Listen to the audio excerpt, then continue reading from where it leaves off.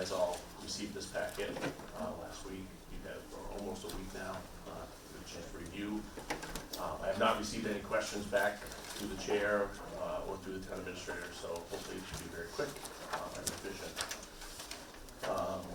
Again, following the guidelines set forth by the town administrator's office to the select board back in October, we basically are presenting a budget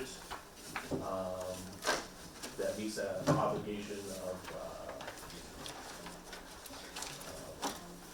basically maintaining core services, reflecting back to FY25. There are no new positions, there are no new, nothing new is being added. This is basically a budget that is driven based on call volume, and back it up with historical data to show where our budget has been and where it is going. So, if you have any questions, feel free to stop me. Obviously, this package pretty well laid out.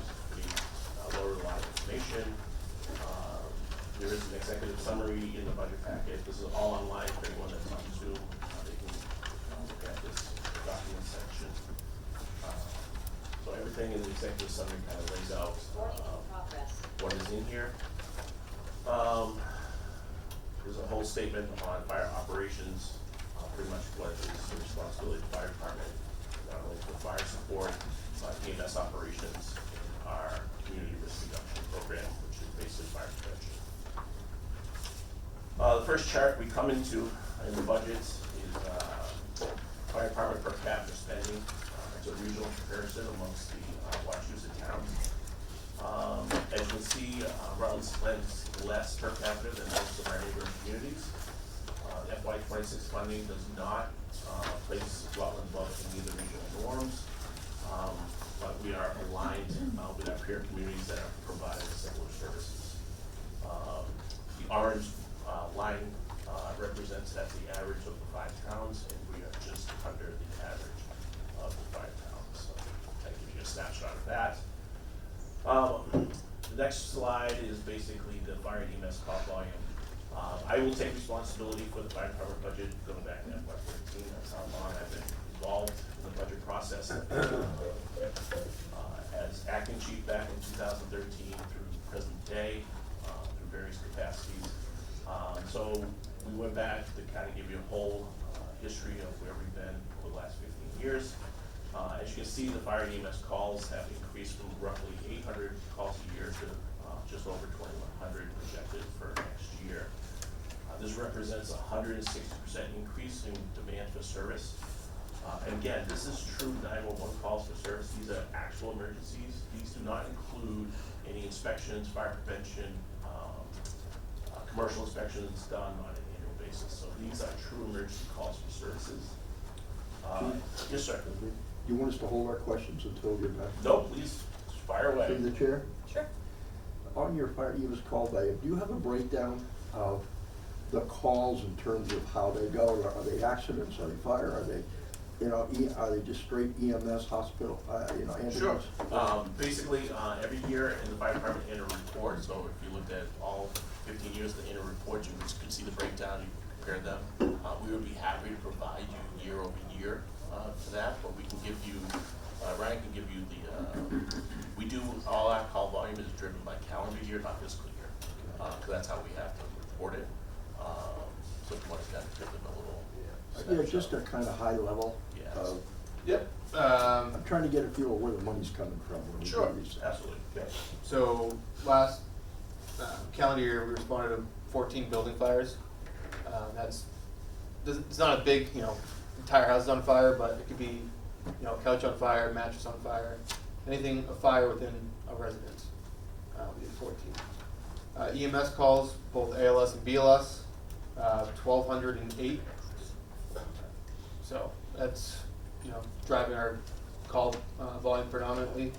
We went to 101 motor vehicle accidents, 12 gas leaks, 46 power line down calls. Those are pretty much the big points there. Total was, let's see, 1,954 calls. Okay. Follow-up question? Were any of these responsive to other communities that we share that municipal agreement with? Yeah. We gave mutual aid 145 times, Okay, and we received it 300. okay. And then the big number I want to point out is simultaneous calls. It's like your second, third, fourth calls. We did 323 of those. So that doesn't seem like a big number in the grand scheme of 1,954. But our on-duty staffing is 4 during the day, 3 at night.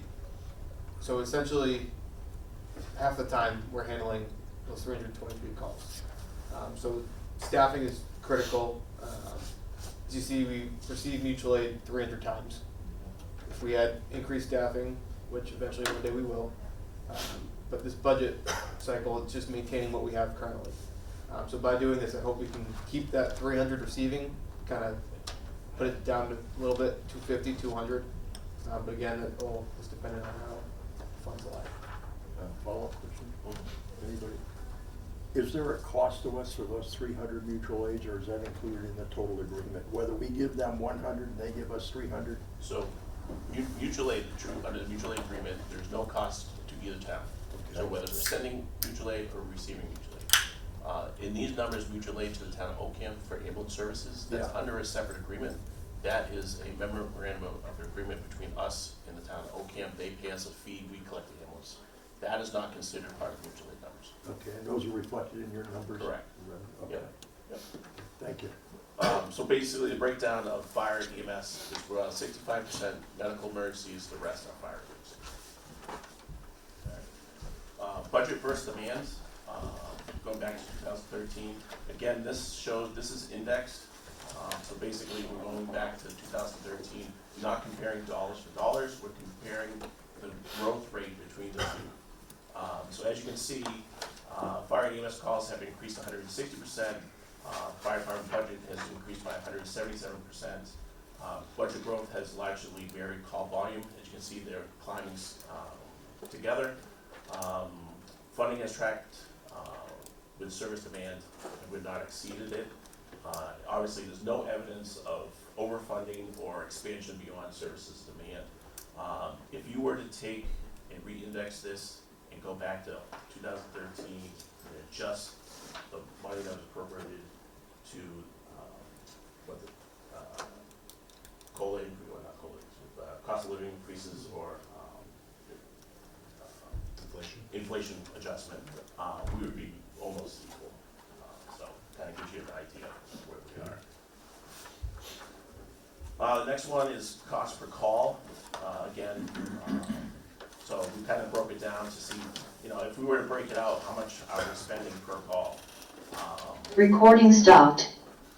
Cost per call is generally ranging between $700 and $900 per call. Despite the inflation increase, training requirements, and staffing pressures, as you can see, we are over the last several years, our cost per call is steadily decreasing. But our call volume is rapidly decreasing. So kind of gives you an idea of where we are. We're between that 700 and 900 range. We're right around $800 right now.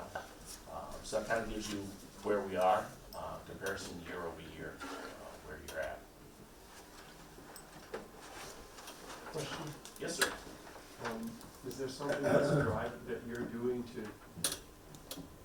make that happen? Or is it just, it was the natural result of the growth of the department? I think, so if you look at some of the lean years that, you see some of the major dips, again, every year, you can't predict what the call volume is year over year.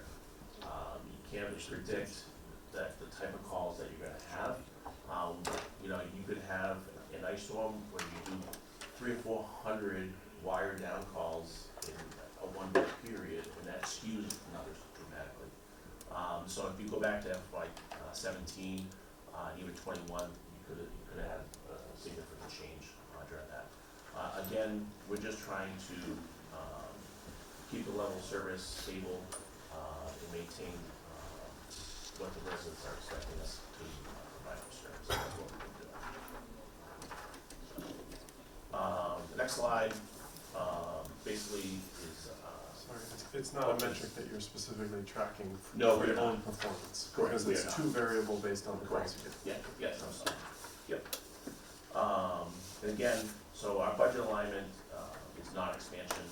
Our proposed budget aligns funding with the actual call volume. It's gonna support safe staffing, reliable apparatus, and 24/7 readiness.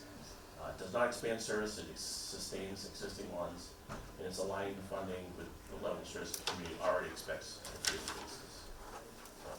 Kind of pretty straightforward. The next one is our ambulance billing, code for medical service. This goes back to FY '24. I did it year over year. At the very bottom, you have 3 lines. You have ambulance revenue. This is what is actually collected from transports. Health and Human Services, Medicare reimbursement through the CPE funding program. This fluctuates based on the number of Medicare and Medicaid patients we transport.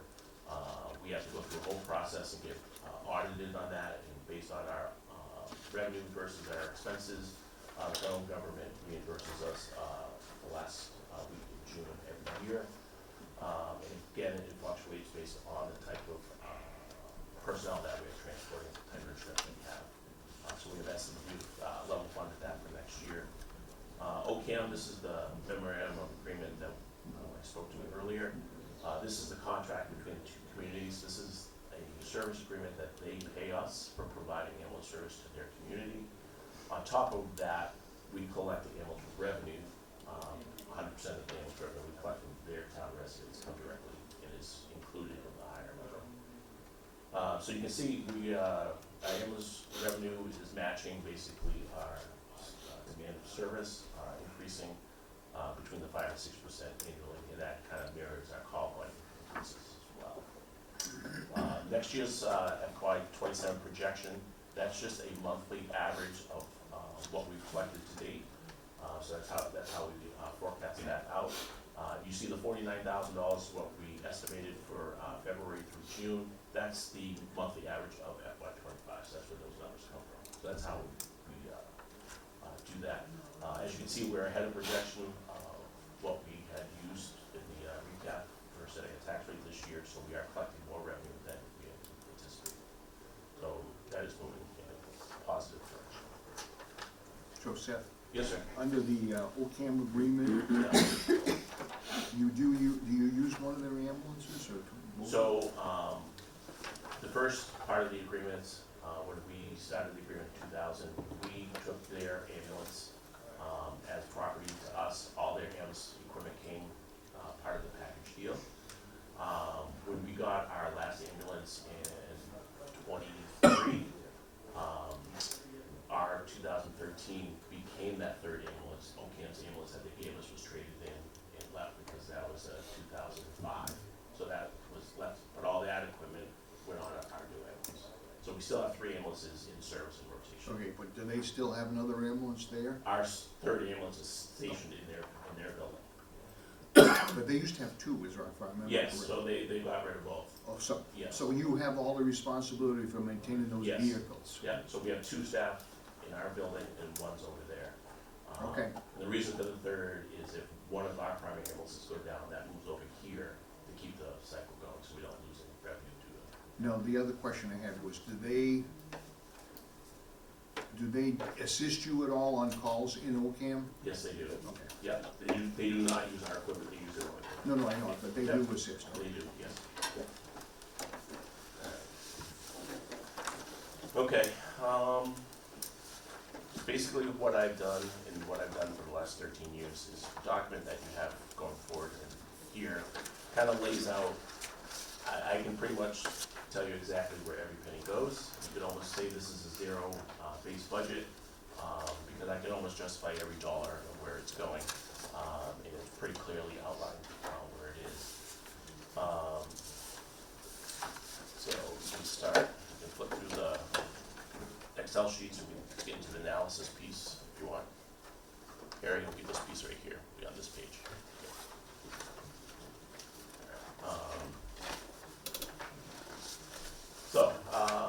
basically we get into 220, 5110, basically by chief salary. This kind of breaks it out, how that salary is formulated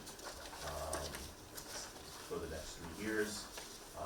Basically, the salary now has been placed on the new pay matrix, and then moving forward, it will follow the wage and classification plan, including performance evaluation base merit as well.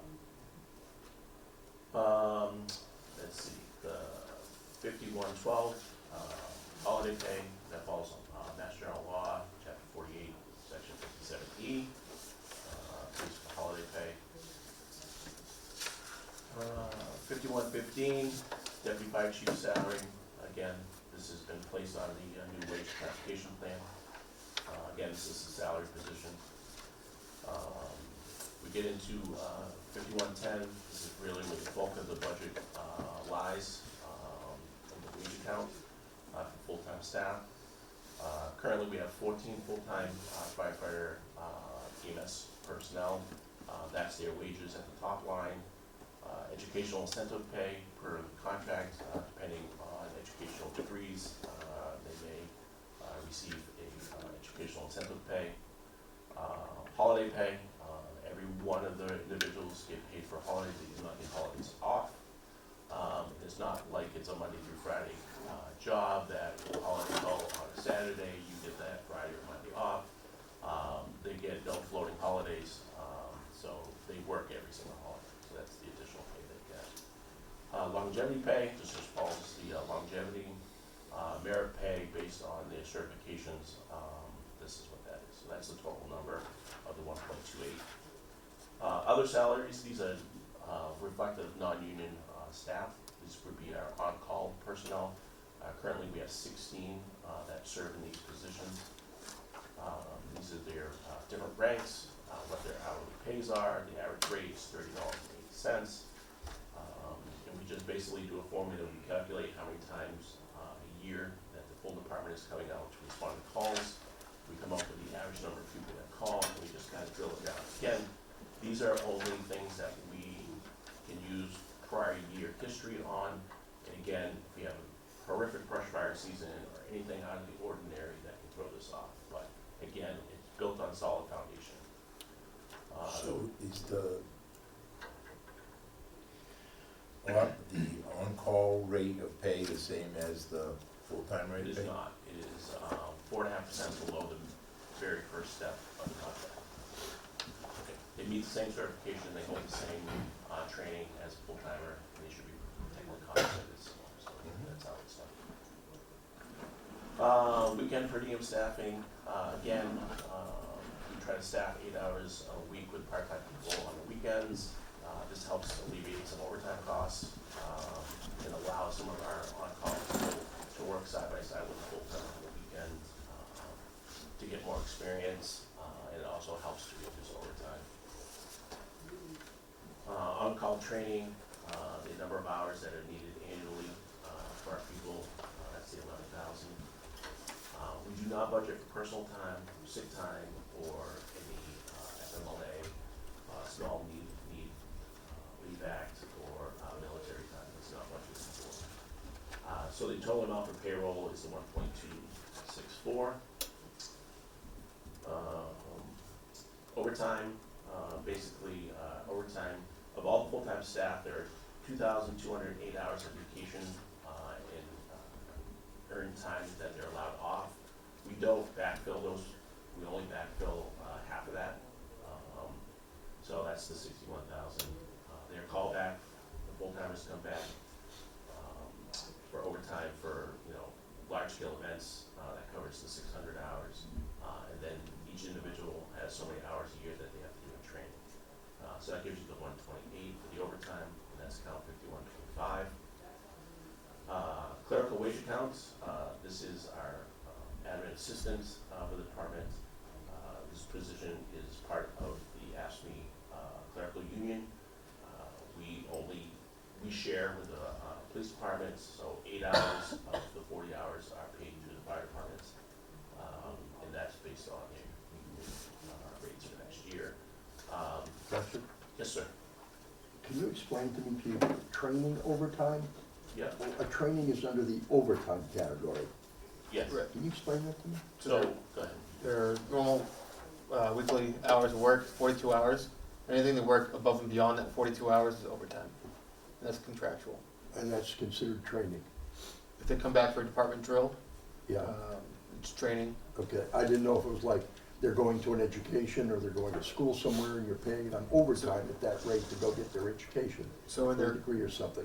contract, they're allowed 12 hours overtime to seek outside education. So Okay. whether they go to the fire academy or they find other sources of training, they're allowed 12 hours every year in their contract to get that So- outside training. Okay, so it's not regular salary pay, it's overtime salary pay. Correct. Okay. Yeah. If they're off duty, it's overtime. Okay, now we get back into purchase services, which is 5,200.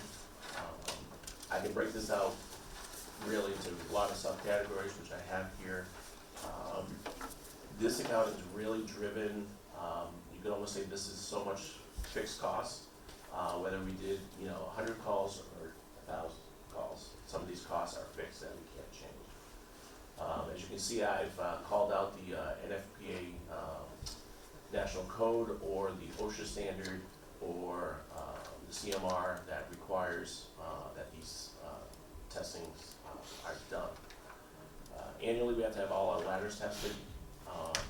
All of our pumps have to be pressure tested annually. Vehicle repairs, this is basically just vehicle maintenance from anything from oil change, brake jobs, anything like that. DOT inspections, we have X number of trucks costing X number of dollars, that's exactly what it costs.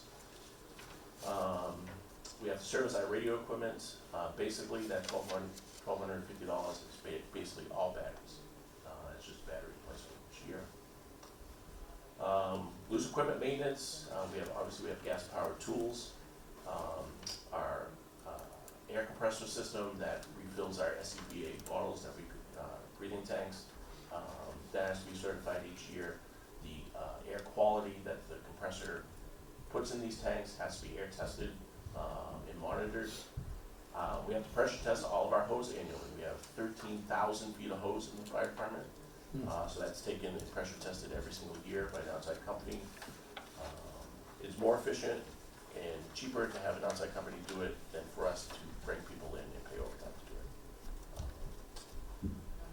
All of our hydraulic jaws of life tools have to be certified each year under pressure testing. And again, all of our SCBA air packs that we wear into high hazard environments, including the bottles, pressure tanks on it, have to be hydro tested every 5 years. So this is what the annual cost is for those. Service contracts. So Lab Tech, this is our payroll and scheduling software. Coastal medical billing, this is a variable cost. This is driven by call volume and the revenue collected. So of the 600-something thousand, 5% of that is X, and that's what that number is. So again, we've level funded it this year, just to try to keep costs down. OSHA, our KMS system, it's a knowledge management system. Basically, this is our policies and procedures book. It's electronic. It is maintained by Lexapro, and any federal or state regulation that changes, they automatically notify us. We can incorporate that directly into the policy. Once the policy is done, we can push it out to all members of the department, and then they electronically receive it, and it's logged that they have read it and received it, and we can track that. 130 CMR, the Department of Public Health, Stryker, basically this is 100% all of our medical equipment. This is anything from our cardiac monitors, our power stretchers, our CPR machines, our IV pumps, everything are all certified, inspected annually by a third party, and this is a Department of Public Health regulation that has to be done. Communication, FirstNet, MDTs, basically this is new this year. We are moving in the direction now that all of our cardiac monitors have capacity to tie directly to the hospital through this network. So we can be on the phone with the ER doctor. We can transmit all of our EKGs, cardiac monitors, capnography, pulse ox, blood pressures, all vital signs can be transmitted directly to the ER. So they can basically get a picture of what we're coming in and see. So that's what that capacity is. Finally, every member of the department has to be OSHA fit tested. So when they wear their self-contained breathing apparatus, that's what SCBA means, that their mask is properly sealed to their face. So that has to be done annually. And then any outside training that we bring in, or basically this $450 covers the cost for the department to attend a 2-weekend training at the Worcester Training Facility on Grove Street, where we can do live burns with the Worcester Fire Department utilizing the facility. We split these costs with several other towns. It's usually Ocam, PAX, Barry. and yeah, most of our mutual aid partners. We split each department up into over 2 different weekends. We go down to Worcester and utilize the facility, and we simulate. Obviously, it's real fire, but we simulate mutual aid companies coming in, working together. This is a great opportunity to work with our neighboring communities, just like real world would be real fire. So that gives us the $125,000 for purchase services. Question? Yes, sir. On the $45,000 for the repairs, Yep. we've got a new ladder truck on order. Yep. Will that materially affect that cost, considering how big that piece of equipment is and its upkeep? Okay, you could argue 2 things. One, we will not see it in the next fiscal year, so it won't have any impact on that number. Okay. But when the new apparatus comes in, on the other hand, yes, that may be new, but the rest of the fleet is aging as well. So So we don't expect that? we don't expect that to be dramatically changed. Okay. Supplies account, again, some of this is fixed costs and some of it is variable costs. Office administrative expense, general office supplies. This is basically supplies needed for the ambulances and for the generation of medical reports.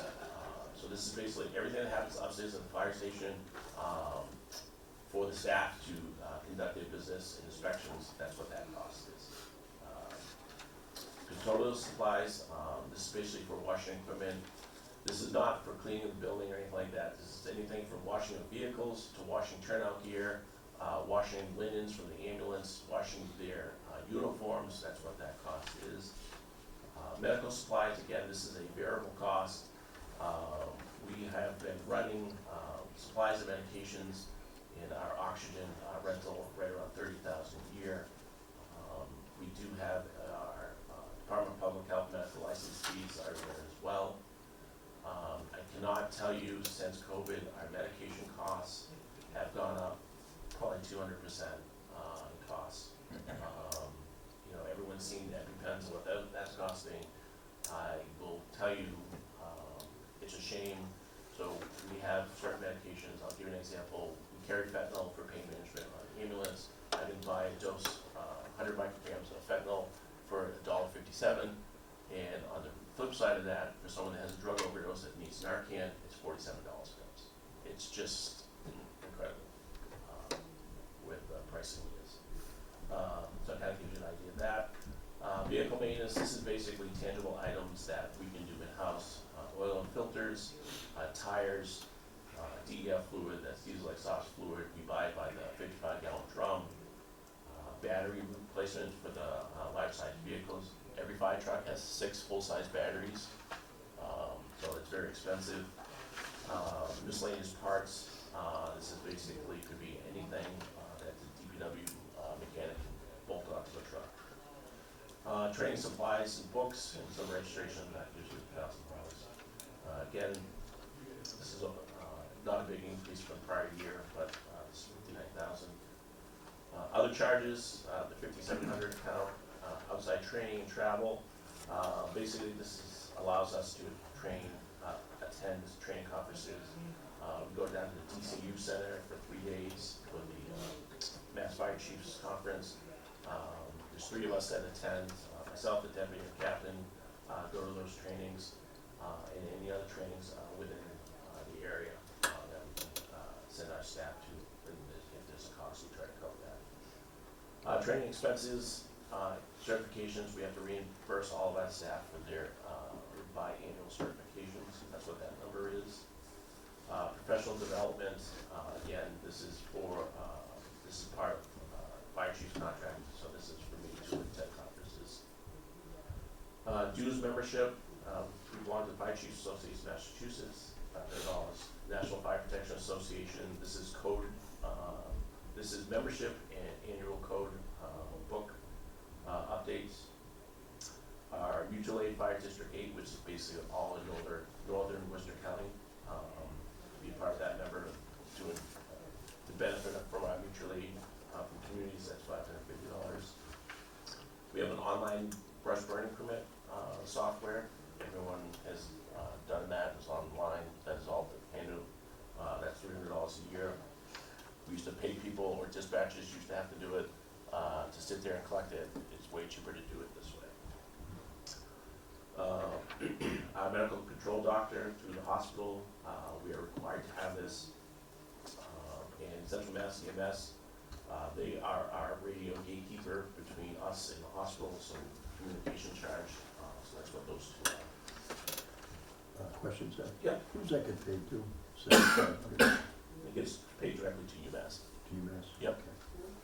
Yeah, so our medical director, so as a advanced life support ambulance, paramedics work directly under our medical control doctor through UMass, and we work directly under their license, so we have to pay for that service. What they provide to us is obviously oversight, general oversight for everything that we do, but they do provide us with 8 trainings a year that they come out, and we've merged with Barry, Paxton, Holden, and Rutland, all 4 towns meet every 2 months, and what they do is they do M&M rounds, and they basically review some significant medical calls that we do. So we get everything from the 911 call, how the call came in, what was done in the ambulance, how we treated it, and then we get to see what was done in the ER, ICU, through discharge. We get to see the whole picture, and that's part of our annual training. So we get that back as well. Uniforms, it's a contractual obligation, we pay $900 per full-time member, deputy chief and myself, we just basically follow that as well, and then we have a little money in there for any of our part-time staff that work the weekend, uniform shirts. That kind of gives you that other charge account, $700. Yeah. Brush burning fee, do we collect a fee? I've never. Yeah, so anytime anyone goes online and fills out the online form, they pay a $25 fee. So we're collecting probably $7,000 a year that goes to the general fund. Okay. Yeah.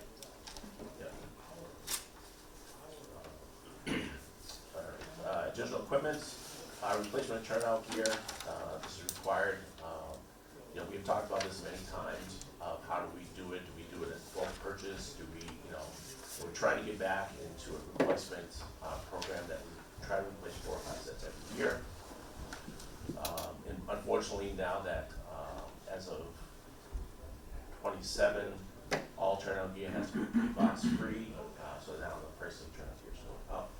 Again, PFAS, as you know, is one of the leading causes of cancer in the fire service, because everything that we're wearing for the last 30 years has had chemicals in the gear, not only protected us, but as we sweat and exposed to heat, we're absorbing these chemicals, and that's why the fire service has such a high cancer rate. Question, so we're gonna start that new gear this year? We're excited that all new gear now, we're meeting that standard, yep. So everybody has. Not everyone yet, we're working that. The only way to get over, we would have to do a complete bulk replacement to get everyone out of the old gear. How many do you have total that are still in the old gear? Probably 20, 20 to 25, yeah. Is this gonna be a lottery system if you're only getting 4?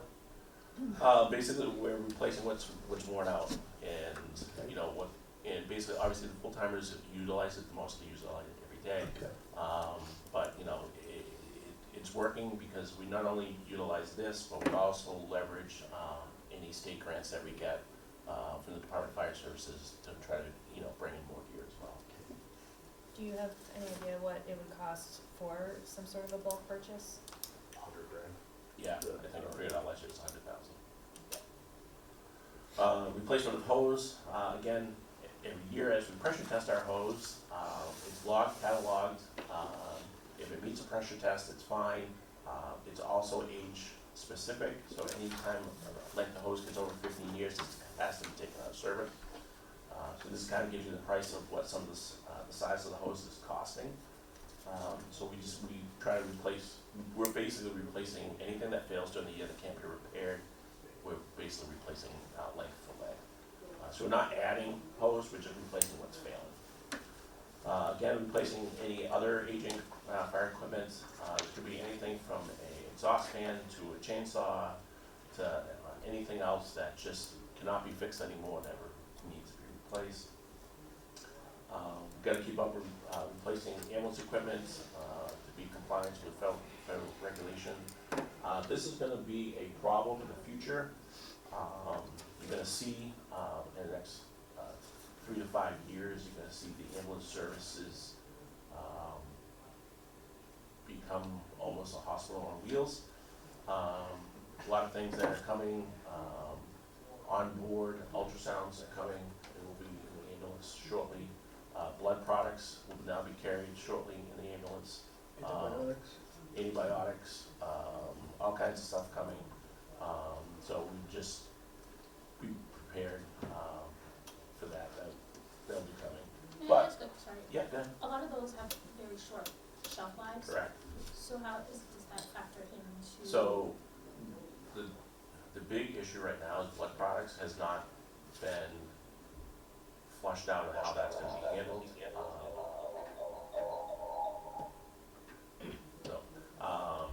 Once we get a better handle on that, right now, if we need any blood products, it's coming through UMass, EMS, and their transport supervisor's vehicle out to us on site. So that's how they handle it. It's not whole blood, it's blood and other blood products. So, all medications right now, if we're within 30-day expiration, we can bring it back to the pharmacy. It's a 1-for-1 swap, and they just recycle it and use it within that 30 days. So that's how we're handling it. So we have blood products on ambulance now? Not yet. That's coming. That's coming. Yeah. Mandated somehow? Yes, of course. Sorry, is there storage? 'Cause Are we adequately prepared for the storage of those products in-house? no, Because that's going to correct. require refrigeration. Refrigeration. Yep. Yep. I know we have to release ABCs, vaccines and stuff, but not refrigeration. So the refrigerator would have to be put on the ambulance. So everything that's still stored in the ambulance and not at Correct. the station or somewhere else Yep. to be stocked. That brings up my CIPC hat. Mhm. If we're making allowances for all these new drugs and equipment, does that mean that the state now is going to require a more outfitted ambulance, Yes. raising the cost considerably? Yes. Okay. Yep. Is the new ambulance that we're getting, is that part of the package? No. Add it? No, with the appropriation order they gave us. Yeah.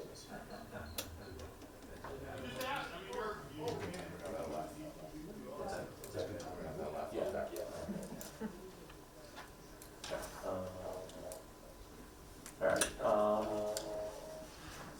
any questions? Just a quick one. Yep. On the expense of repairs part, I'm assuming you use the DPW as much as you can? We do, yeah. But they're also tied up in their own trucks. Right, So we use them as much as we can, but yeah, okay. We try to use the local service again as well, you know, keep it local if we can.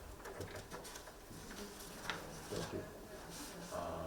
Today you should have received, I didn't, what the impacts of budget cuts would be, you should have got that happen. We can discuss that now or in the future. And the last thing on that was the public safety building account, which we manage. Which is this last sheet here.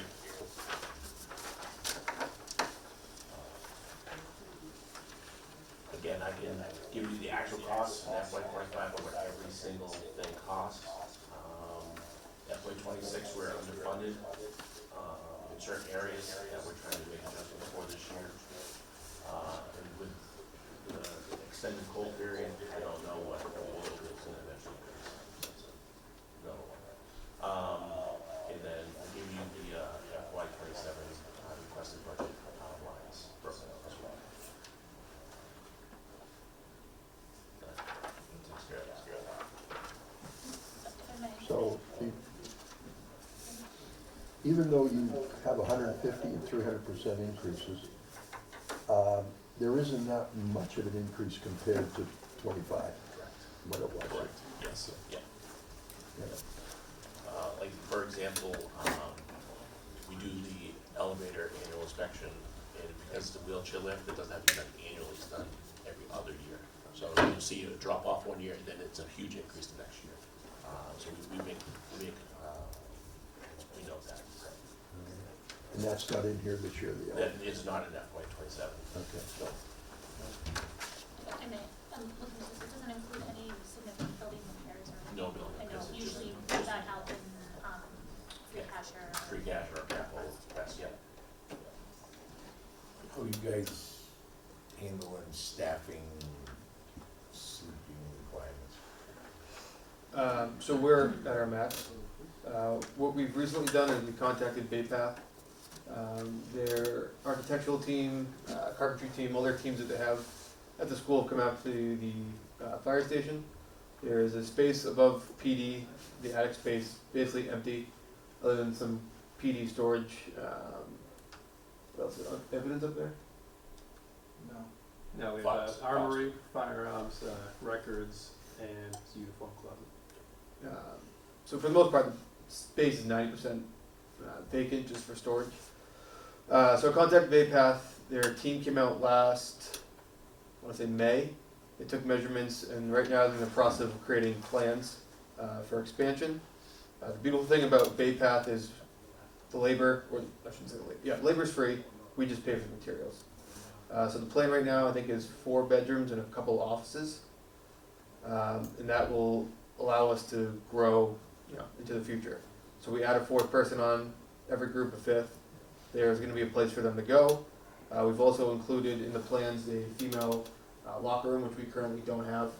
So it makes us more marketable for female applicants, and it gives our current employees, their own private space to do what they have to do.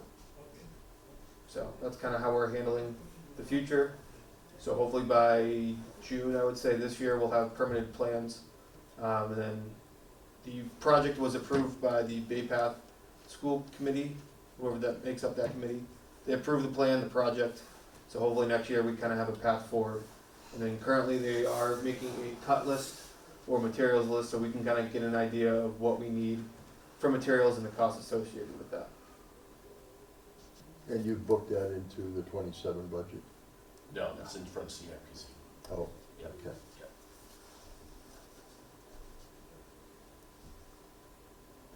Does anyone have anything else for the finance committee? Good. Just wanna say thank you for your packet. It was- No problem. And today, so basically, what is uploaded online now is everything we went over tonight, plus what any proposed cuts would be. So that's all it's been incorporated into the original document, so everything's online. So the residents can see it and everyone can see the transparency. The note on that would be that 1.7 out of the 1.9 million is personnel. Correct. So, Yeah, so any cuts are staff cuts. Thank you for your time. Thank you for Okay, considering. thank you. Thank you. Thank you.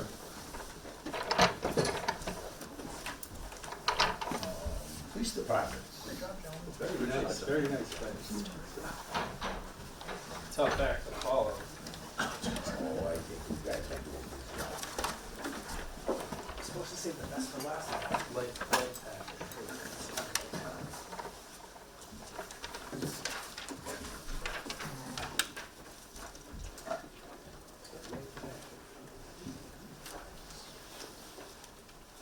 This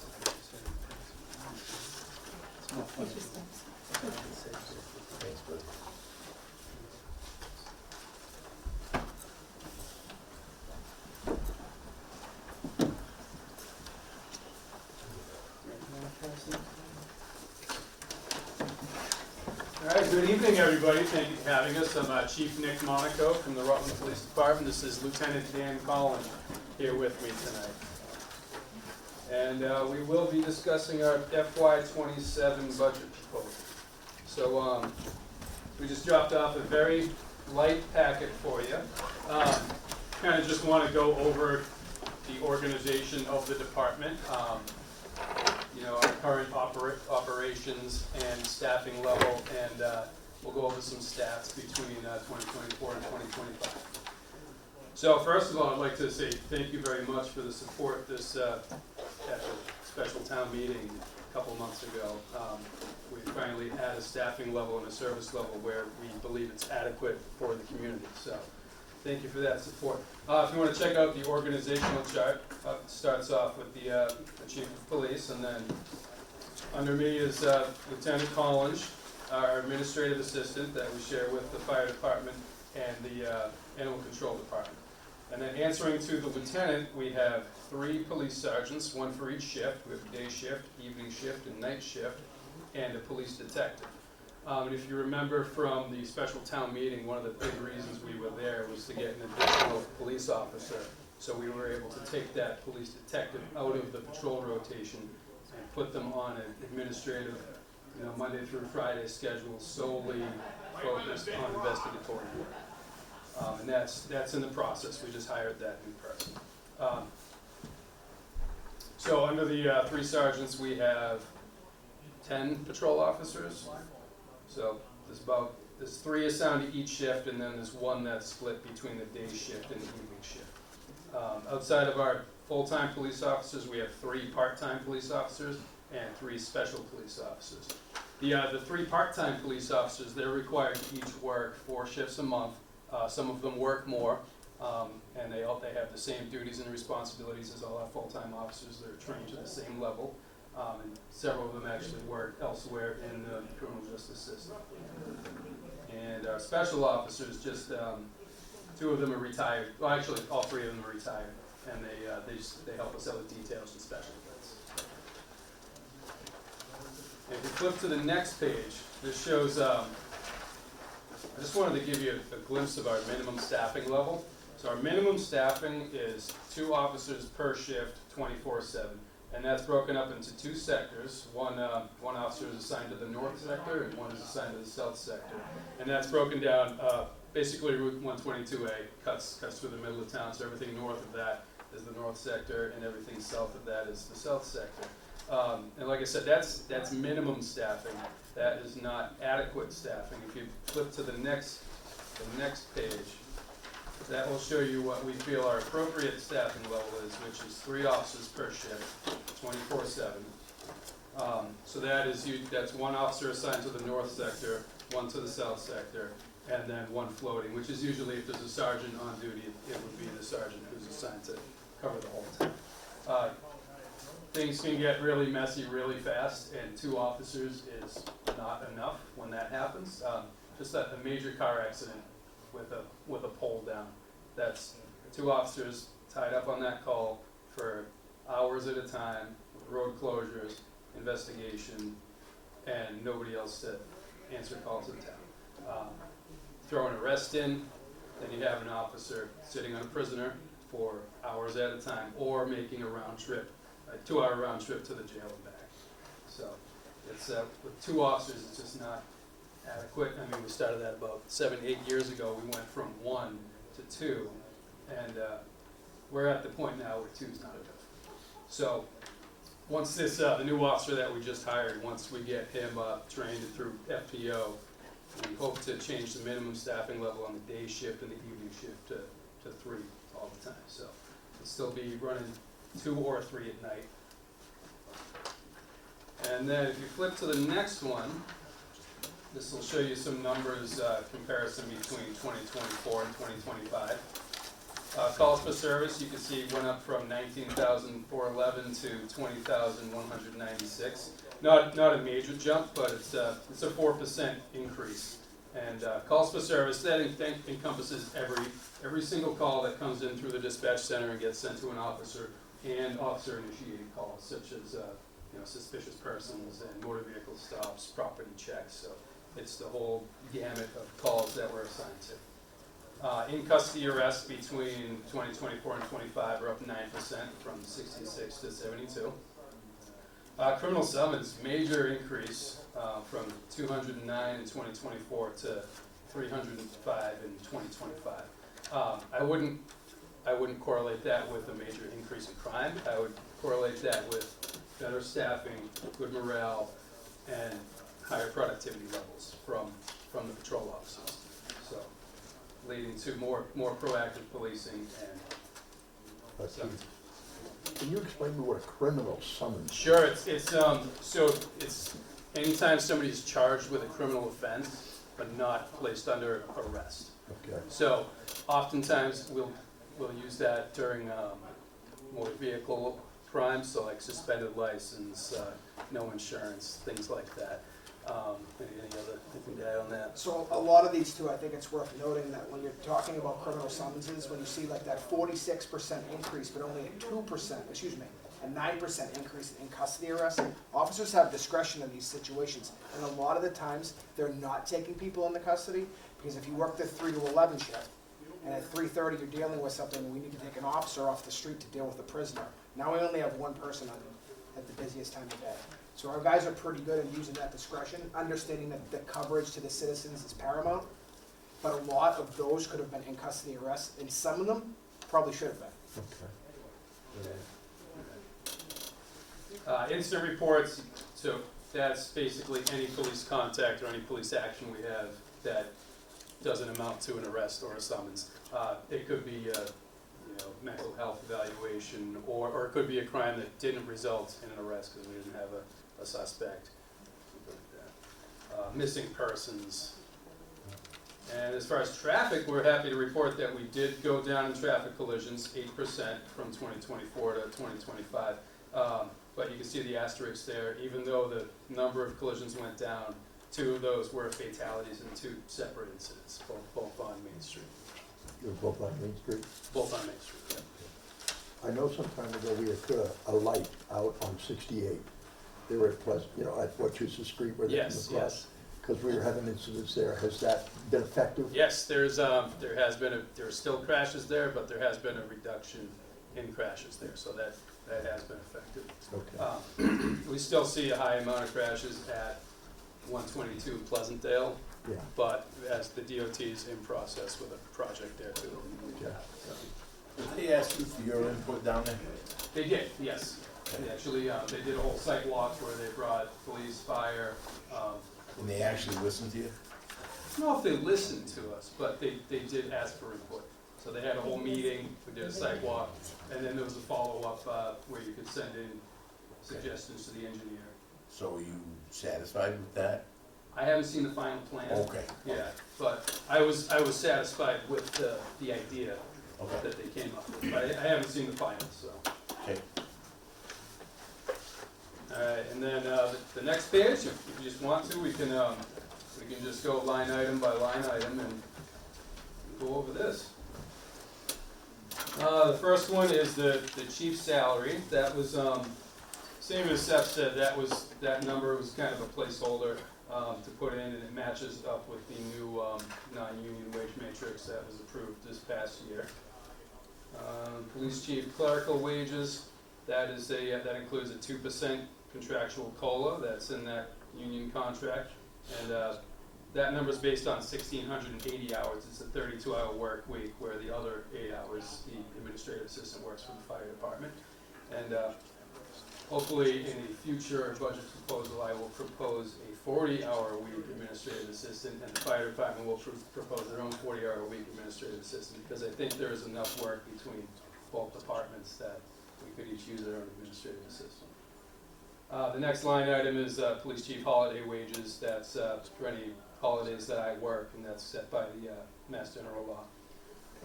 The next one, police full-time wages. So, like I showed you with the organizational chart, this covers the 14 full-time officers, which is made up of the 3 sergeants, the 1 detective, and the 10 patrol officers, as well as the 3 part-time officers. The increase in this line item is due to each one of these officers will be getting a step increase on July 1st, And there's some contractual changes in incentives that they get, such as the fitness incentive, and some of them will be getting a longevity incentive for the first time, so that's up. Overtime, this was calculating using the average overtime rate of all the full-time officers, sergeants included, and covers approximately 2,496 hours of pay time off for training time. So we calculated how much vacation time and personal time each officer has, and then we calculated approximately 40 hours of training for each officer. Because each officer needs to go to a mandatory at least 40 hours in service training per year. So that's how we came up with the 2,496 number. And that does not account for absences from sick time, military leave, bereavement, comp time, and nor does it really factor in any sort of emergencies. Like was mentioned previously, ice storm, when we had to do extra coverage for days. We've had homicides before where we've had to assign an officer to sit at a house for 3 days straight, around the clock, and like those kind of unforeseen circumstances just aren't built into this. The only thing that really saves us is the fact that the contract allows them to take comp time, so officers can take compensatory time instead of taking the overtime, which sounds good, but really is the bane of our existence, because that just adds to the time off, and we either don't backfill it because we can't afford to, or we, it's just comp time. And essentially, if they take it from, they can carry it over, so it costs more in the next year to pay them because they got their step raise. So, at some point when they want to get paid out for it, it's like they made it in this year and then they rolled it, and then they got paid out when it's 2 steps higher. So it really is, it's kicking the can down the road in terms of the comp time, but we manage. But that's contractual, right? Yes. Well, it does allow us some flexibility where if somebody takes comp time, that leaves more overtime to maybe send somebody to a training. Or it does leave overtime to pay for that emergency that isn't budgeted for. So it has its pros and its cons, but it's hard to manage because you can't budget for it, because you don't know if this person's going to take the comp time or going to take the overtime. So it's a surprise. The next one is constable wages. That's the stipend we give to the town constable every year. And then and we move on. I'll skip over animal control right now. We can do that after. Then we move on to our expenses, which is police purchase services, supplies, and other charges. Purchase services is just all of our expenses are level funded this year. For next year. Our current year, we're I think by the end of December, we were 65% expended. Some of the major expenses from this line item include our body-worn cameras, the licensing for the cameras and the storage for the videos, which is quite expensive. Software licensing for that, software licensing for our scheduling software, which isn't just scheduling, it's scheduling, it's billing for details, it's payrolls. It's a very robust system. And then also in purchase services, we do a lot of vehicle repairs that eats up a major amount of that. Next one, police supplies, also level funded.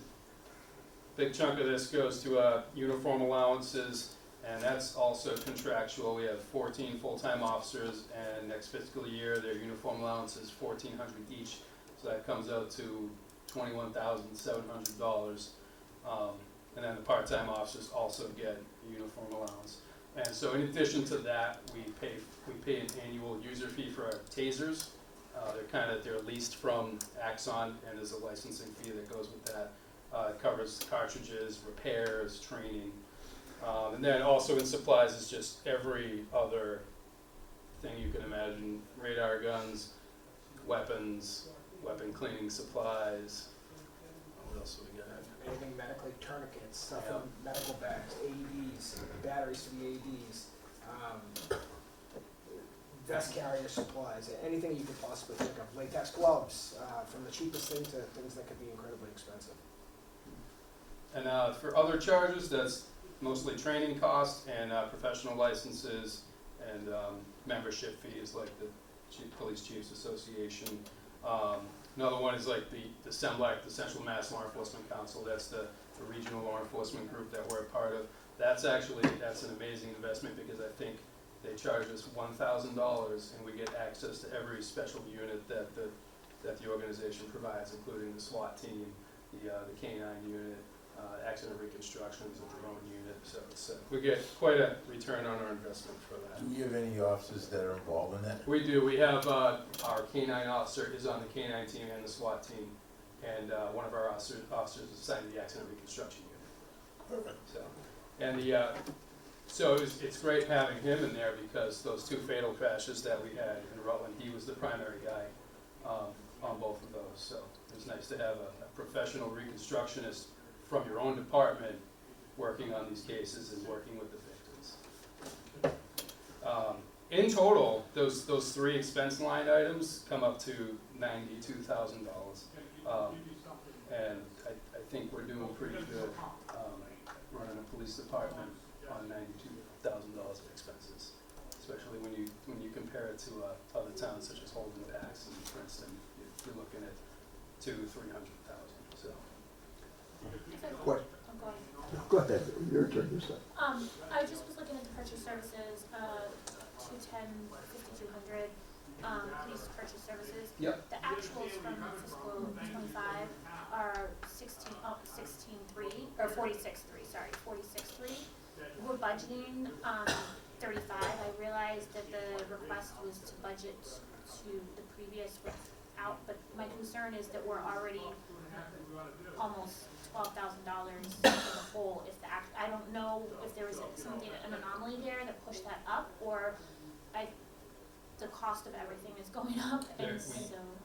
I can't remember exactly what it was, but we did, at the end of that fiscal year, we had money in overtime, and we moved it to purchase services to pay for something. I forget what it, So you're off the top of my comfortable, I head. guess my question is, you're comfortable with the 35, given that the actuals were 12 over that from the most recent actuals? Yeah, I'd have to look and see what that was, but there was something unexpected that, well, there's always something unexpected, and if we expected it, we would budget for it.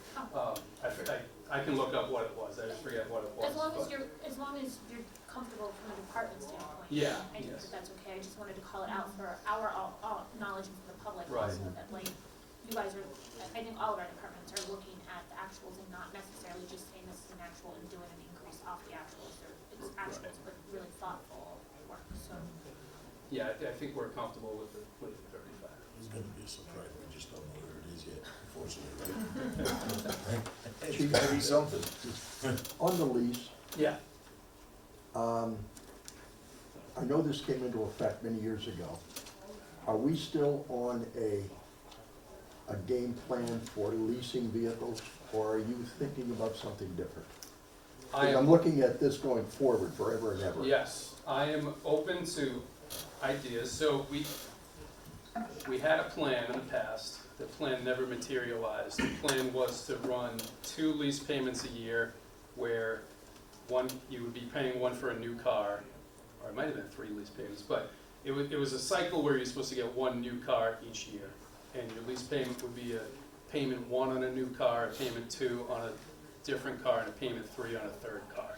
And they would cycle through in that rotation. But with previous budget cuts and changes, that rotation never materialized. It would die out. We cut a payment, or we would pay a payment out of a special town meeting warrant article, and then start a new one. And then this past year, we had the capital money that we bought the cruiser outright with. So what happened here was we got the money from capital, we purchased 1 cruiser outright, and then we used the balance in that to get this lease payment for this car. But yes, I have a plan. Heather and I already talked that Okay. we're going to set up a replacement schedule. Okay. So how many vehicles do you have, chief? We're at 11 right now. But before you balk at that number, please realize that 2 of those are 2012 Ford Fusion and 2013 Ford Fusion that the lieutenant here got for free from the state police as surplus vehicles. So we use those as an admin car, and then one of them we use for we let the accident reconstruction guy use it when he's on call because he has all sorts of equipment, yeah. What's the, I remember when we tried to recycle every 5 years. Yeah. I don't know what your plan is now that you're heading away. What's the life expectancy? I mean, serious life expectancy? It's about 5 years. 5 years? Yeah, yeah, so for our frontline cars, we're running 3 that are over 5 years old. Or-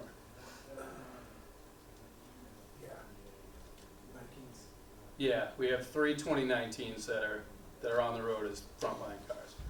Then the other ones we have 2 21s and a 24. And then the new one that's coming will be a 26. Okay. Yeah. How many miles a year do you guys do? You guys have an idea? It's probably anywhere between 20 to 26,000 would be my guess, depends on. On each vehicle? On each vehicle, yeah. Okay. And if you look at the curve of the vehicle, like obviously once, like financially, like once it's out of its warranty, which is probably by the 3rd year or so, then that's what starts to get expensive and things, you know. And you have to understand with these vehicles, they idle a lot, and, you know, it's just kind of it's what it is, you know, it's been one of the coldest winters I can remember. The guys have to keep that going, that the vehicle constantly idles because the dog is in it. Something else to consider too is that, you hear the number 11 vehicles, as the chief had said, 2 of them are older that were given to us. And the other vehicles there, I mean, those are retired police cruisers that go to like the detective. The detective needs a vehicle because all the crime scene stuff is in there and they respond. There's everything from cameras to tape to evidence, markers, fingerprint collection stuff, DNA. Needs their own car, but that car ends up, you know, have 130,000 miles on it. You know, it's in the shop. So it's just something else that we have to deal with, but, you know, that's So, what when you said 20-some thousand going, the average person can do that. That's not a lot of miles in a police cruiser, so you're idling a lot with that. Oh, yeah. Are you finding that is mainly the repair problems or maintenance problems because it just sits there and idles? Yeah, it's definitely a contributing factor, yeah. I mean, yeah, I mean, they patrol around town and then they'll hit this spot for radar, they'll hit that spot for radar, so yeah, they do sit there for some time. I think the biggest cost is just tires and brakes. Yeah. Oh, I mean, they go through tires frequently. They need to have good tires on them when they're in inclement weather. You know, it's a pursuit rated tire. I mean, they drive at speeds that are higher than normal. They are very trained in that. You know, brakes, obviously, you're driving on a vehicle hard. You know, brake jobs are not cheap. Everything's more expensive now. A rotor costs more than twice as much as it used to. And then you have the other problems as well. You know, alternators and water pumps, they tend to go. so what you're saying is part of that maintenance is that you're buying special tires because it's a police cruiser? You're not, They're not special, they're all weather pursuit rated tires, but yeah, Okay. regular person could buy you're not buying Pirellis or anything? No. But it's also important to note that we fix everything. There's a light bulb out, we fix it. The mirror's cracked, we fix it. The license plate lights out, we fix it. Like these cars, every one of these cars passes safety inspection and passes the emissions inspection. These vehicles are exempt from Massachusetts inspection, but we do it anyways just to make sure that they're safe and they're. Great. You know, we don't want a rejection sticker on a police car. You know. a good example. Yeah. And plus, you know, one of the guys comes in and says, "Hey, this tire's getting bald." We don't want to make somebody drive around on something like that. So I mean, we've been putting a lot of effort into keeping these cars in service and keeping them working. Yeah, a couple of them are getting a little old now, but like the lieutenant said too, we cycled them down to you know, the detective or the admin car. And then, you know, once we get a new one, we'll either trade something in or, actually the plan is, so the car that's being built now will be the new K9 car. And that K9 car, we're gonna kick to animal control because they don't have a backup. There's been times when that car's been out of service and we're doing a 7-town regional animal control. And all right, you know, so it'd be nice to have a backup. Are we charging enough on the regional level, if you will, for the animal control? Yes, because it's based on, it's the, well, you want to wait till we get to animal control? Sure, go right into it, you got it. We'll just slide right into animal control. Go for it. All right, but yes, so animal control is calculated the same way dispatch does, it's population based. So we take the 7 towns, we add up their entire population, and the percentage of that town gets calculated by the full budget, and that becomes what their assessment is. So everybody's paying their equal share based on population. And the revenue for FY '27 is looking like a little over $100,000 from the outside towns. Just for animal control? Yeah. Yep. Piggyback on that, I know I brought it to you that, I know there's other surrounding communities that periodically will be looking for it, and I know we currently aren't at a staff position to be able to do that, but I think I wanna just put it out there to look towards what it would take to do that, and could it be a sustainable option, because surrounding communities are in the same, Yeah. and our animal control is phenomenal. I mean, They are. people rave about it, Right, right? And so people would be happy to, the communities would be happy to have the level of Right. service that our community, animal control provides, but I realize that there's a cost of that. Right. So it's hard to balance because you need to add more staff, but then you might say, hey, you need to pay a little bit more, and our member communities, they're not prepared right now to pay more for it, neither are we, I think. Ideally, like, I would like to have an animal control service, or I'd like to provide a regional service that runs 24/7. But our ACO right now is Monday through Friday, she's salary, so there's no overtime, so there's no expectation of bringing her in outside of regular hours. We have a part-time animal control officer that works about 24 hours a week, so he'll do Friday evening and then Saturday and Sunday. So we have a pretty good coverage, but outside of those hours, coverage is still lacking, which is, we'll get complaints, not complaints, but gripes from other towns where they get a car stop in the middle of the night and they get a dog, and it's hard to get somebody to come pick it up. But eventually, yes, at some point I'd like to run a 24/7 service, but we just need people to want that and to be willing to pay for it. Yeah. How many more towns would you bring into it then, if you're talking regional? Well, I did. I mean, that can be another topic, I don't have to go to that, but you can work with that. I'm going to point at Mr. Yeah. No, I was pointing at Mr. Moriarty. Oh. Because, he's going to get up here and he's going to present about all the dispatch towns that he's bringing in. And we did have a very informal conversation to start about, well, maybe we kind of bring in animal control and dispatch together and. Offered as a service. Yes, and Yeah. like offer that service to the same communities that are joining in the regional dispatch center, because it becomes much easier to run a public safety service like animal control if you're using the same communication center, which is one of the challenges we're running into now, because we have 7 towns working out of 4 different communication centers. And they're kind of broadly diverse, like geographically. Yeah, They're not- yeah. Well, and that's the other challenge too, is that it's a massive geographical area for one person. And she does it, but she could be in New Braintree when she gets a call to go to Boylston. So you're looking at like a 40-minute ride. And then have to hit Tufts to live in there. Right. Well, as far as the budget goes for that, the animal control officer's wages, those are, where are we? Yep, so that's a COLA increase on the non-union wage scale. The assistant wages also a COLA increase on the non-union wage scale. Animal control purchase services, you will see that's a major increase. We had a problem down at the kennel where we lost the heating system this year and the hot water heater, and there was absolutely no money budgeted to deal with any sort of emergency like that. So we moved money around at the special town meeting. That was funded at $6,000. So, and supplies and other, those are funded at $1,300. So obviously very, very low as far as expenses, but they work well within their budget, because they don't need much as far as supplies. It's, uniform stuff, occasional crates, and all those things with the rabies poles. Yeah. And then for purchase services, some of their expenses too, like euthanization fees from the veterinarian. Plus we do take in revenue from fines that they issue for various like unlicensed dog fines and Kenneling. kenneling fees. So. And then they have their vehicle lease, which is, I believe this is year 5 of the 7-year lease for animal control. So that's their budget. Does anyone have anything for the police chief? I do. Yeah. So I was looking at the vehicle and just noticing that most everything is covered as far as line items.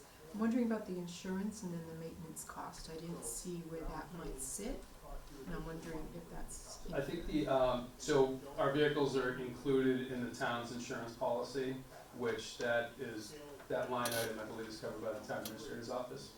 Okay, but So- it could come over here because then it could be split across the other towns. Oh, you mean for animal control? Yeah, Okay, I'm talking about animal control. gotcha, okay, sorry. And the maintenance, I see the fuel is there, but Right. oil changes and all Yeah, that stuff. so that will be included in purchase services, so which does get divvied out in the assessments. Okay, but possibly not the insurance. Correct. Are you talking vehicle insurance or are you The talking health vehicle insurance? insurance, or whatever insurance might be. I mean, I see that the benefit, the health insurance and all that for the individuals, for the human resources are all covered. The ALC sent a narrative spreadsheet, and that's what I'm looking at. Also, that's More included in the granular bill, line in the item. build amount you're saying? So, yeah, so like the Medicare and retirement, life insurance, flex spending, all that is in there, but that's when I started thinking about the car insurance, the vehicle insurances and maintenance for it. And just, so the maintenance is probably on the purchase Yep, services, maintenance but is in purchase How much services. is the insurance for? I don't the know, that'd be NCO? interesting to know how much. $300. How much? $300 A year? a year. It's an umbrella plan. It's $300 per vehicle. Well, I guess we can add it.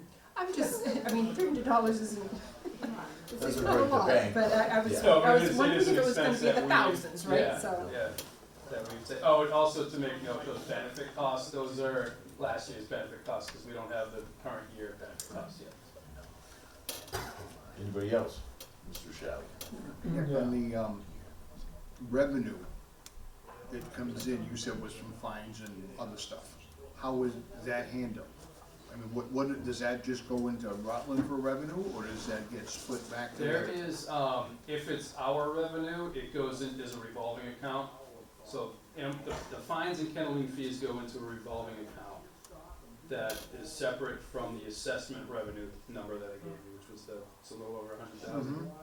Yeah, so, but if, for instance, if she issues a fine in New Braintree or Barry, I believe the money from that fine, because it's written against their bylaws, goes back to their town. Okay. Yeah. But if it's written in Rutland, any kenneling fees that we have for boarding dogs at our kennel go into that revolving. So whatever Rutland has for fines or whatever, and whatever they charge for kenneling comes to Rutland, and Yes. the other ones go to the other towns? Right. Okay. But if we kennel a dog from Barry and we charge that person, that money goes into Rutland's account. Right, because you did it here. Right. Right. How does your agreement or whatever we got going with Deborah work to benefit the town of Rutland? Oh, there's no agreement, it's just a gift, a informal gift that they give to support us. And that goes into, what do you guys use that for? So that goes into our gift account, and we use that for all sorts of equipment, training, community programs. So like, we did the Citizens Police Academy this past year, that was partially funded by a grant from the DA's office, and then anything over that, we use the gift account. 'Cause I guess I had a concern, and someone brought it up to me, because the cost and the benefits of what we give to Deborah, is that gifted account cover that? Yeah. It does. I haven't ran the numbers lately, but I did in the past, because somebody actually made a public records request wondering how many calls for service we do at the campus against how much they give us. Okay. And I can't recall the exact numbers, but I broke down the calls for service to Devereaux and compared them to our total calls for services. And percentage, I think it was like 2%. They made up 2% of our all calls for service. And the gift they gave us was more than 2% of our operating budget. Okay, So it's, okay. yeah, But does that cover the fire with those? That was just the police, that's, right? yeah, that is just, So that's the other big pieces. When the fire goes down there, that's not even part of that. Seth or Ryan, I'm gonna take you out of context here, do you have a rough guess on what it costs us to go to Devereaux a year? It's hard to say, because anytime an ambulance goes to Devereaux and we transport a patient, we're billing that patient. The only time we get into situations is if they are an undocumented minor, we have to go through the federal government, and it takes a long time to get paid. And when I brought up the CPE funding through Medicare, Medicaid, that's how we go after and get full recovery from So the we Devereaux get schools. backed up, or? We cover our costs. We would cover our costs? Yep. Okay, on both sides? Yep. Okay, that's great. Well, in that case, cover the cost of the ambulance service. How many calls for fires do we go up there? Minimal. Less than a dozen a year. Okay. While you're talking around schools, I'm just curious, is a school resource officer a shared activity, or is there one that's dedicated to it? so he is kind of part-time in that capacity. So he does that in addition to his patrol duties. Actually, the person that's doing it just got moved to the detective position, so we're gonna have to shuffle those responsibilities around a little bit. But he does the school resource work in addition to his regular patrol work, which is, it's easy with the 2 elementaries in a middle school, because we're not required to have somebody there full-time, so he can pop around to each school and work with them. And does the district contribute anything to school resource officer? No, not at our level. They might at the high school, but not locally. It's just, like I said, we don't have to have it. It's just something we add in as a service to kind of maintain good relations with the school and the kids. Okay, I understand, thank you. Does, as a town, we spent a lot of money a few years ago on security and cameras and Good sweatshirt. everything like that. Excuse me, sir. No. Sorry. Are you good? Oh, okay. She was trying to heat up. So is the interaction between the police and public safety, the fire department, with the schools, with all the money we spent down there for cameras and door locks and all that, are you happy with that? Yes, we don't have access to their camera systems yet. They're talking about setting it up, but we've seen it in action, and it's a good system, and they have given us door access to all the buildings. So all of our cruisers have door access that works at all 3 schools. Okay. Yeah. When we were told when that was installed that, like in dispatch, they would have access to the cameras. That hasn't materialized yet. How long have we been waiting? Say why, what's the I don't know. delay? I don't know. So But I know that they there's went, it's- Mike, when do those go live? Those weren't too long ago, Oh, right? no, that's a while ago, but yeah, it's an issue between the school district's IT and the town's IT, getting the tunnel to work correctly. So how long have you been waiting, if you wanna jump in, and when are they gonna fix it? The school's gonna fix it. Well, the system that is being installed in our building right now is the same system that the schools are using. So I imagine, Will that make it easier once? No, No? not Okay. really. It's been probably over 2 months, and I haven't gotten any real good answer on when it will be resolved. Well, when we get the schools in here, I'll try to get you a real good answer. Just say, is there anything that we can do to help put pressure on whomever? But is it the school or is it CM Geeks? It's both, Right. so, don't know It where, doesn't matter. don't know where it We're, lies. we're Yeah. paying both, Yeah. so we pay for it, so it would be nice to have. Well, we paid a lot, Especially as a and we safety paid a measure. lot of money, Oh, I know. the town did. And we're paying a lot of money for I'm sure CM Geeks is gonna have your problem at the police station and fire station squared away, or they better, for the amount of money we're doing for this. Yeah, we currently don't have a problem with our project now. No, It's just but the you're schools. gonna be able to see it, Oh, because it's yeah. in-house. Yeah, we already, there's already one computer that already has access to the current system, the new system that's being, installed now, so. I guess my concern is it was, they asked for it and they needed it and they wanted it, Yeah. but now we're waiting. Yeah, well, Heather, maybe we can follow up and see what I've got a we note right need, and here. we can, if the board needs to send letters or reach out to whomever, just to help I push thought we things could have along. like a personal conversation when they come in, Help the school to see what they say I on love that those. side, yeah. fireside chat. Security-wise, we're pleased with how it's going. That's all, And the yes. access, yeah. As long as you're good and we're Right. working towards the thing. Right. And they've all schools are very cooperative with allowing us to look at footage if we need to. So that's been good. We just don't have the live access. Is that also related to the, communication issues specifically over by Glenwood, just because of the? No, That's no. That's separate. separate? Yeah. So is there any, They did do a study on it. Yes, there was a study, and they came up with numbers of how much it would cost to install, it's called a bidirectional amplifier, which will take the radio signals from inside the school and amplify it out. Yeah, but it was an astronomical number. so we're just not going to have good I communication with think, that yeah, particular well, school? that's not the plan, but the police chiefs and the fire chiefs, we meet pretty regularly with Yeah. the school district. I think we have one scheduled for March with the superintendent. And they actually have a new security officer, not security officer, but he's more like a security liaison for the school system. It's not John and? No, it's a guy, he's a retired police officer who Oh, just got the okay. job over there, so. Okay. He was actually talking to me recently about getting those quotes looked at again. Okay. Yeah, it's still on the books as a potential project. Is anyone else on the finance committee have a question? Just maybe logistical, when dispatch moves away from Rutland, who's gonna who's gonna look at those cameras from the schools? Is it gonna go with dispatch, or is it gonna stay in Rutland? That's a good question. Hopefully we'll both have access to it. Both. Yeah. He's saying both are behind. Is that what you're saying? Yeah. He's kind of talking. That's if they could get it to work in the first place.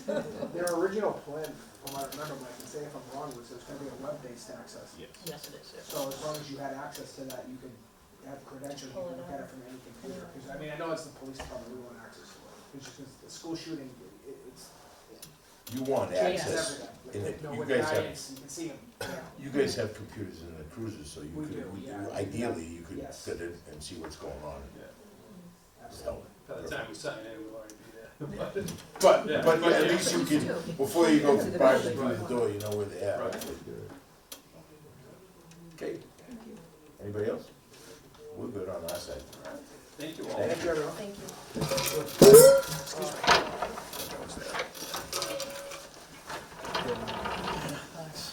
Let's do dispatch. Thank you.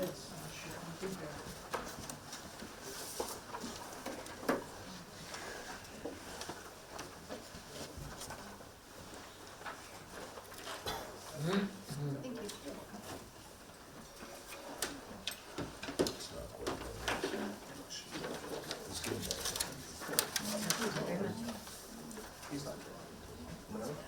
I go to 66. Alex likes it 7 here. No, he does not. That's like the 65.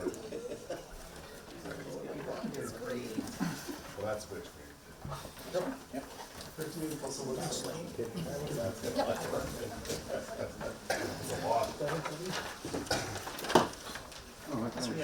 Animal control. All right, we got the dispatch center, and we got some questions for you, sir. So tonight, the Central Massachusetts Regional Medical District's FY '27 budget is not yet final. What I presented tonight is a draft framework that has been started. Still has several major unknowns that must be resolved over the next month as we finish transitioning services off of Rutland's books for FY '27. Before we jump in, I'll just give a quick overview of the agency's staffing statistics and recent accomplishments. So currently, right now, we are fully staffed with a total of 13 employees. That includes myself, a deputy, 2 supervisors, 2 communication training officers, and 7 full-time dispatchers. And how many towns? What's that? How many towns? you 5 got? right now. 5. Yep. Last year, for 2025, total 911 calls received by Central Mass was 10,038 calls. That's up 600 from last year. As well as there was over 70,000 calls for service entered into the CAT system. Recent accomplishments, so since the last time we met last year, we actually on December 17th of 2025, the district officially accepted in 6 more communities into the district. Those 6 being Auburn, Spencer, Charlton, Sturbridge, Oxford, and Sutton.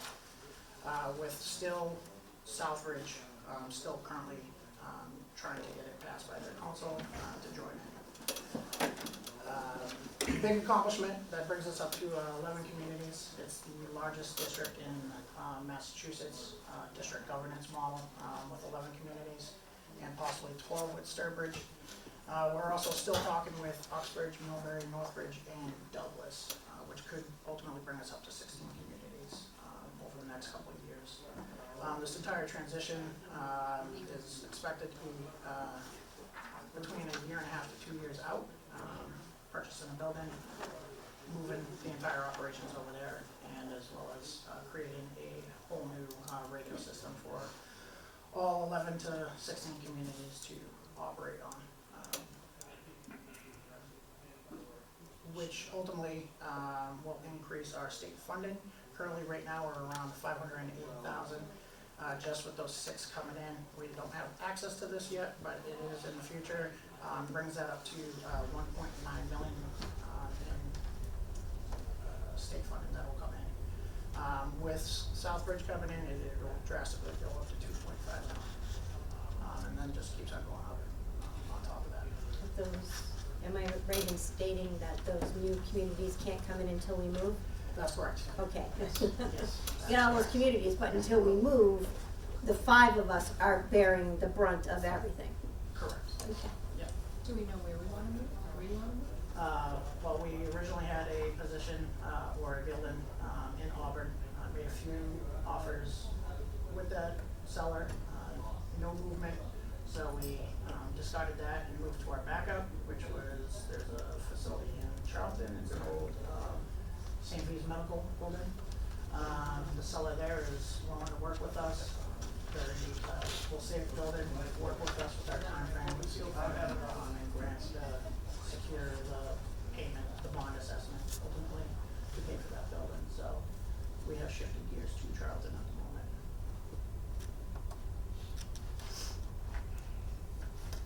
Any other questions? So, do you have more presentation? Oh, yeah. Well, go for I it, was 'cause just then we'll going over get to a the question. recent district then, so. So just to start, so the total draft budget currently right now is $1,599,804.72. Which most of that is made up by the personnel, which is $1,326,096.92. The operating budget is $273,707.80. Like I said, staffing makes up pretty much the entire budget. Went over, so a significant portion of the budget is offset by the state 911 reimbursement. This is for an incentive grant. Again, right now, until they release those figures, we have level funded that reimbursement, which was the $581,120.85. And then total local assessments being brought in by the 5 communities will equal $1,018,683.87. Of that, Rutland's share, 427 currently right now is $382,336.82.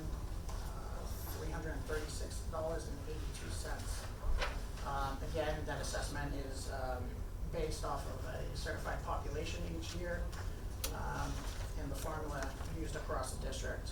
That percentage that Rutland has of that budget is 37.53% of the budget. So like I stated, there's several major unknowns still that are awaiting proposals or waiting for the administrative board decision for the district to make. Some of those items as legal services, the proposal is pending, just waiting to receive that back. Insurance, including general liability and building, that's already been submitted, waiting for that to come back.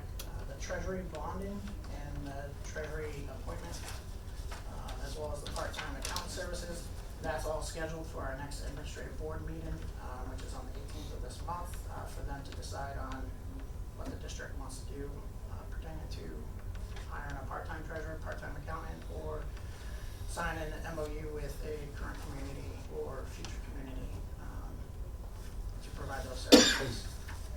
Also, the dispatcher's union contract, the executive director's contract, the deputy director's contract are all in negotiations currently right now, as we are now negotiating with the district and not the town of Rutland now. And then health insurance and benefits, that I'm still waiting for that to be received, has been submitted with my end, just waiting to hear back from them. So all these outstanding items are not part of this budget yet? Correct. Okay, so we can expect this number to go up? A possibility, yes. Yep. Well, not a possibility. Well, it's definitely going to, yes, yeah. With that being said, I will be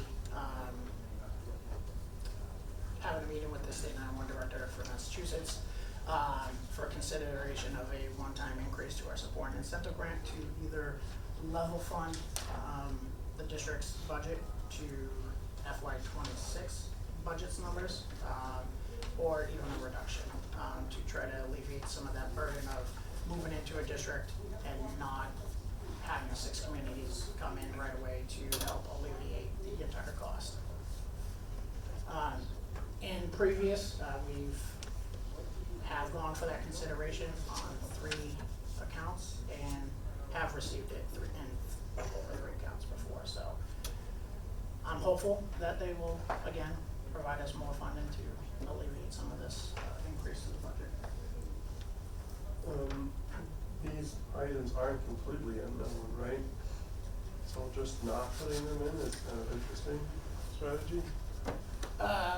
Yeah, definitely not. They're definitely unknown, yeah. They're not completely unknown, right? You're not getting 300% raise, right? Not, well, yeah, I could put something in there, but I don't wanna put it in there. I think there's been other well- occasions for people to put together the budgets and they've said like,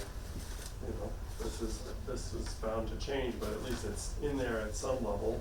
So we've never had the treasurer, accountant, and bonding, yet, so that's why that wasn't put in, as well as the insurance and health insurance, those we've never had. I have built in, from last year, the insurance is in there from last, Okay. actually, Oh, that's good. I think Nick actually provided me FY27's projections under the town of Rutland, so I used those figures for the insurance, the health insurance figures. But again, those can change depending on what Maya comes back with on their side. So currently I'm using what the town would give us, but that's. Yeah, I guess that would have been my expectation, that you kind of put some kind of placeholder in there. Yeah. Or based on the town. So these outstanding items, most of these are in the budget, but there could be some adjustments to them. Correct. And there's a couple of them that aren't in at all because they're brand new. Yeah, so I'd say out of the entire thing, there's, 3 that are definitely not in there. Everything else, there's a figure in there. So which are the ones that are missing? General liability and building, treasurer bonding, and legal services. Those are 2, and what's the third one? Legal services. Legal services, insurance coverage, you said. And treasurer bonding. Legal services you previously got from Rutland? Oh, treasurer, boy, okay. So I assume legal services is gonna be substantial if you're adding all the town. Well, we're, for FY27, we're not including the 6 communities in that legal services. It's only gonna be for the 5. Because the 6 won't be into the district for another year and a half, 2 years. But if you're going into negotiations, doesn't that entail legal services? Yes, for the 5, yes. So, yeah, we'll have legal services for the 5 communities, not for 11. So do you think the 693 that we had in 26, 693, 785, we went down to 375, where did we come up with 375? Yeah, but, That was a plug in the top. Yeah. yeah, but so now we're, Now we're at 382. yeah, but we're going up, so why we should stay at 693 and have some extra. Because you lost the revenue from the other towns. Last year, Rutland supported the entire line item budget for dispatch, and then received the income as general fund revenue. So now, since we're not receiving it as general fund revenue, we're only paying the 30-something percent, what is it? 37, I think you said. 37% of what the budget is. So you're paying an assessment now, you're not funding the entire budget. So We're not getting any revenue. We're not getting any revenue. Correct. But where I'm going, Seth, is we're gonna be over, the 375 now, 382 is gonna be more. We already know that, so why do we go that far low? Because that was the assessment from last year. Oh, I see what you're So saying. what we did is what Rutland's assessment would have been last year, I think I added 5% to get to that number as a placeholder, because we didn't know where this was going. And so that was, So that was going to be my question was, so last year's budget, and if we didn't go to the district model this year, if we continued on like last year, our number, Rutland's number, out of the 693,000 would have been what? I think You it know was what? 693. No, 693 you just said was the whole budget for the dispatch center.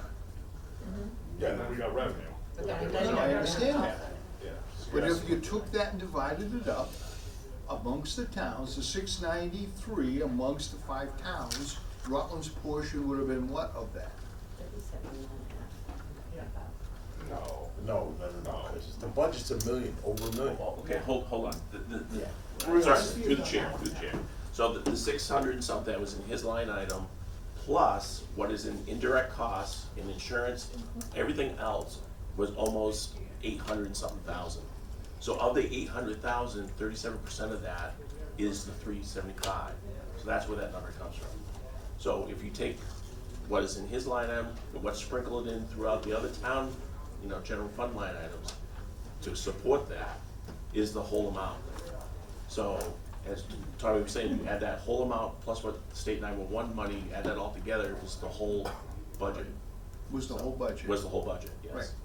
But, so you take out the 911 money that they gave Yes. us, of the 5 towns contributing to dispatch, what was Rutland's portion of that, of the 5 towns?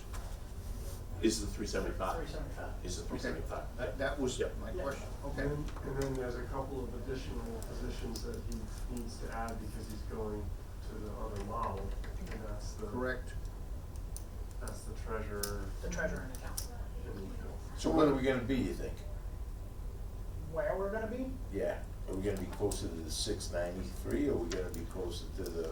No, I'm hoping not to be even that high. I'm hoping to offset that with state 911 grant funding, so. So That- figure it's. But for two- budgeting But purposes, budget let's be purposes, honest. I don't think we're gonna get that high. I don't think, there's not two- 600, no. There's 200, there's $100,000 in each position. This is already in there. $100,000 in each position, what? Yeah, The total of 200, are they part-time? The account- the And I think it's one accountant's role. part-time. 10 hours So a week. say Those are 100, two I was roles. trying to Two make the roles. math easier. Yeah. Divide by 5, right, the salaries or the costs associated with that, that's Those what are- it, sorry, 37% of that. Heather wants to. Well, no, I think, my point was just made, is that you have to look at any of the costs that have not been included into that FY '27 budget model would be divided by 5. Right. So I think that's an important thing to think. 37%. Yeah, exactly. And to answer the question about why that's 2 positions, and it has to be checks and balances. You can't have the same person have accounting and the treasurer collector role. So Mike, when do you think you're gonna have final numbers for us? You said Is it in this Yes, one? yes. Okay. So the- Regional School District. Karen, the board has I to. know. it's gonna be, Oh, I know, I was at that meeting. Yeah, just. So, excuse The me, board Mrs. has to bring- Superintendent, when will we have the final numbers? I'm And if hoping you by- say May 3rd, we're gonna have a problem. No, I'm hoping to have a lot of decisions made by the 18th of this month. So the admin board has to make the decision if they wanna keep the part-time. So if we do an MOU with a community, I don't know what that's gonna cost. Maybe that's less than what I have already put in to the budget currently right now. I don't know, but that's a decision that the administrative board has to make. I can't make that decision, so, those and the contracts are all up to the board, so hoping by the 18th, there's a decision made by the administrative board. So we could probably put you back on for I another meeting. will be until coming March. back to have a more final budget and better numbers for you. could you, when you get close, and you know where you're not atomic bomb close, you're bullet close. Yep. Let us know. Yeah, definitely. And go through the town administrator, and we'll cut you back in. Mr. Shah. So, I'm going back to my question again, what I'm trying to get at is, if you took the total cost to run dispatch, and I understand what Seth said, you add in, you also have money from 911 or whatever other source, but 911 actually, right? Okay, so your total budget was X amount of dollars, less what 911 gave you to do that. So those were the hard costs that you had to divide up on those percentage amounts by 5 towns. Yep. So what I'm asking is, the 30, if you said 37% or so, of that number was Rutland. So what I'm trying to get at is, you're saying that, but, so where would that have put us last year, coming to this year, to this number you established now? That's the exact number, and what would we have gone up? So last year was the 375. Okay. This year, if we didn't go to the district, we'd be eliminating the.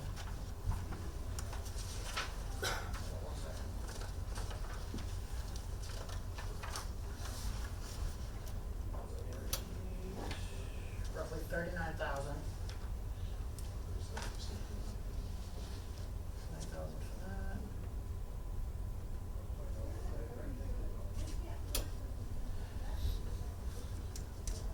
Right off the top of that, I can't give you what that would be, cause it's changing the entire budget that I have drafted right now, but I can definitely give you what that figure would be. Yeah, that's what I'm looking If we for. didn't go to a district, yeah, there's different variables for that. Obviously, the accountant, treasurer that we didn't need, the legal services would still be going through the town of Rutland. What those increases would be what the town of Rutland would be providing us. So I guess the bottom line I'm asking is, what, by going to this district model, and I understand you've got other ones to add in, What are how the much increases? more is it costing us Yep. to have gone to this district model? When Yep. we should be seeing it going the other way, but I understand without Well, it addition, will. It will, with once the additional 6 towns, it'll be communities- dropping. Once the 6 communities come in, you will see that drastically change. I believe, my calculations with the 6 communities coming in, with the additional staff and the new model, the building, all the other ancillary, items, I believe Rutland's costs went down to, I believe, 180,000, I think. But that may not be for another year or two. Oh, it's gonna be over a year and a half to 2 years, yes. Right. But yes, obviously, there is increases to go to the district because there's other operating costs that weren't factored into this. It was known that it was gonna cost more money, moving to the district, when this was presented, due to some of those positions that need to now be filled, other systems, accounting systems, payroll systems that need to be paid for to be a full district.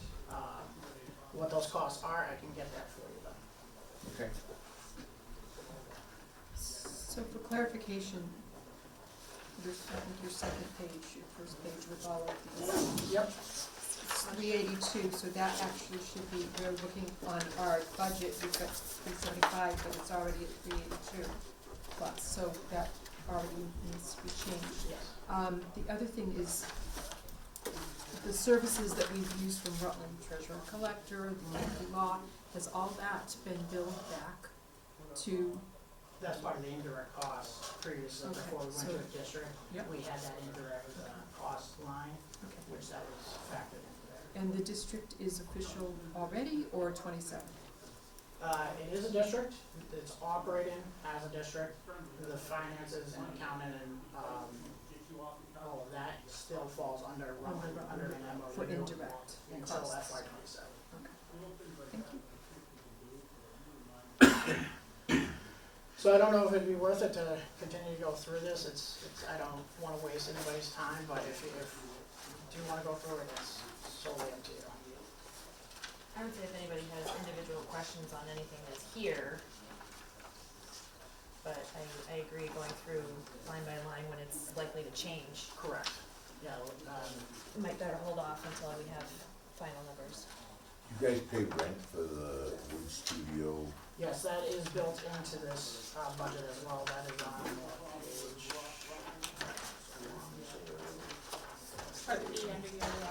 Page 5. So that'd be under the mortgage, that's built under there, so that's Okay. 20,000. Mike, how do you see the presentations going forward once you've moved out of, well, actually, did you go to all 5 towns now?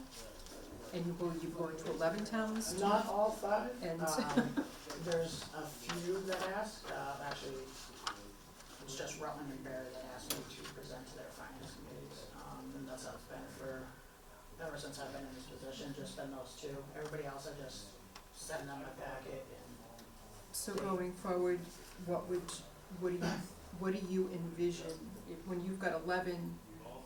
So with 11, so we'll have a administrative, we have an administrative board, an operations board, and a finance committee. I still have to get who those representatives are gonna be for the town of Rutland to be on that finance committee, which I don't know if it's gonna be Heather and maybe Nick or Kate to be part of that. I am more than welcome to go to all 11 and present the budget, but if the members of the finance committee or administrative board are fine with presenting it, that's their prerogative. So I'll take the direction of what the administrative board wants me to do, so. But I have no problem doing it. Was Rutland ever a consideration, since we're looking for business, was Rutland ever a consideration for buildings? So with buildings, so with the state, to build a brand new building, you have to exhaust all other options with every other community. So if there is a building that can be renovated or purchased to renovate, you have to exhaust those first. So we would have to deem 11 communities and all the properties there not usable or not to our satisfaction. That's gonna be hard. There's a lot of commercial properties in Charlton, Auburn, and I think the Auburn chiefs have already sent me 3 other buildings on top of the one that we were already looking at. So there's a lot of commercial buildings. Would I love to build a brand new building? Yes, I would. And Rutland would be perfect because it's right in Central Mass and it would fit with the name, so. It's tall. It is.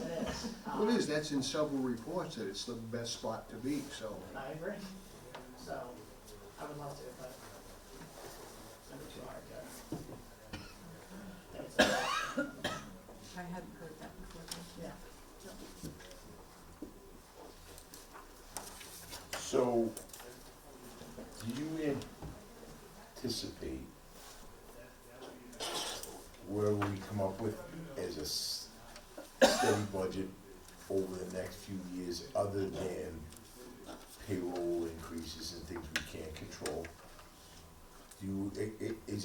Are we gonna be over, I guess the question is, it came up at one of our meetings, are we gonna be over the 693 in 5 years? No. No, we should, he just said we should be dropping 180 in 2 years. Yeah, but we still have to buy a building and everything else, how would No, it drop? That's all part of the state. The state's paying for all that funds stuff. So the district will bond the building. What if the state doesn't pay for that, like everything? How will state go for it? They only have some documents go. So what the state prefers, they don't want to outright purchase a building and give you the 14 to 20 million that it's gonna take to purchase a building. What they highly suggesting for communities is to bond the district, bond the building, and then the state will pick up the bond assessment, which is obviously not gonna be in the millions, a couple $100,000, but that's more palatable for the state 911 to fund that, when they only have a pot of 52 million to disperse between 32 regional centers right now. So if they gave us the 22 million, there's a quarter of that pot already gone, or half of that pot ultimately. So they want us to bond. The likelihood of it not being accepted is slim to none. This is the state's future. They're trying to push everybody to regionalization. They're trying to eliminate the 196 PSAPs currently that they have right now in the state of Massachusetts down to a small number. So it's highly incentivized. And this puts us, there's 3 brackets when you apply for the development grant, which is a competitive grant. Tier 1 is a regional center that is expanding, bringing on multiple communities. That puts you into that classification of 1. And I think for this year's budget, I think there's only 2 others that'll be in that tier 1. Everybody else falls into tier 2 and 3, which are just updating systems or ultimately just updating systems. So everything we can see right now, this is I guess there was some concern that this was not always gonna be the win that it is, and I think that you're kinda going along the direction that this is a win-win for the town of Rutland for the foreseeable future. In the future, yes. If I understand the funding piece correctly, it's the state 911 funds are separate from any state other allocations. They're received in from surcharges on every phone line, I believe. And Phone, device, or your watch, so cell phone, those, tablet. those numbers are continuing to increase because it's every connected device. It's not like the cable where subscribers are going down, and so we're seeing a decrease in PEG access. This, if anything, that pot that the state has is continuing. Is my understanding of that correct? Perfect, yes. So long as it doesn't become an unfunded mandate, I'm good with it. So going back to your question though, and so when you made the presentation here of this, all the building, the equipment workup, the transfer, all that is gonna be paid by 911. That's not gonna be a burden on the 5 towns to get that done. Correct. That- 100% of our transportation is gonna be paid. Well, no, I'm not disagreeing with you, I'm just saying, that's. Sorry, that- I'm a doubting Thomas, I was that night. That's Like, will we be able to use our towers and stuff, infrastructure that we have, or will it all change? Yeah, so that's gonna be part of a bigger discussion with the third-party consultant that will come in and a radio engineer that's selected to ultimately analyze all the towers across the 11 communities. Ultimately, we're changing. So what we want to do is what we're currently doing for Rutland, Berry, Hubbardson, and Ocam is all 4 of those communities on one frequency. We have to do that with the other 6 that are coming in, or possibly 11 or 12, and make radio districts. So we have to look at everybody's equipment and see how we can make that work. How can we make 4 different radio districts per se? All the equipment here with these 4 communities is going to be utilized and still utilized moving forward, and nothing will change. These 4 communities here will be the first ones to be implemented into the new facility as well, because of nothing having to change out here. They're already in the model that we need, and we're not adding any communities into this radio district per se. So these 4 will be the first 4 to go online, and then all the other communities will be transitioned in phases, because you can't just shut down 6 towns worth of radio systems and try to put up 4 new ones at the same time, so. Sounds like very ambitious. Good luck. Thank you.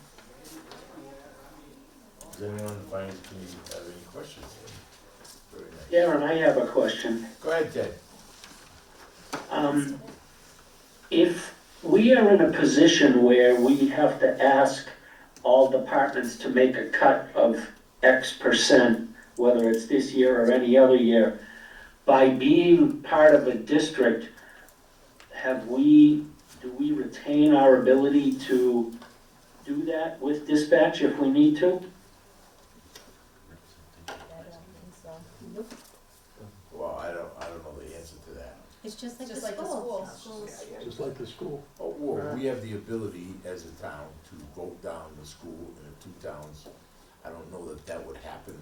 I don't know how this would happen. I don't think anybody in this room knows the answer to that question. Budget. Ted, great question, because I don't know how that works. I don't think I don't even think there's a clause in there in the district agreement for that. Well, there has to be a clause around non-funding.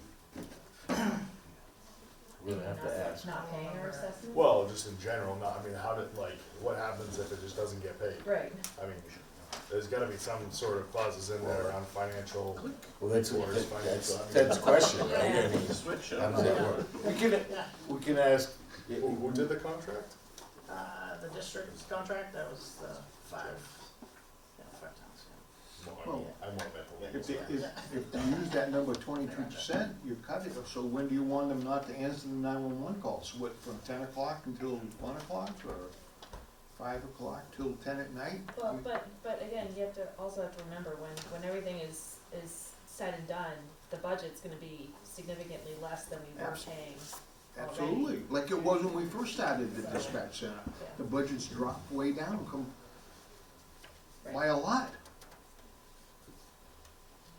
But I'm just saying, if you could apply that, okay, we gotta cut it 22%, well, there won't be people if you do that, you're not gonna have the staff to answer the phone.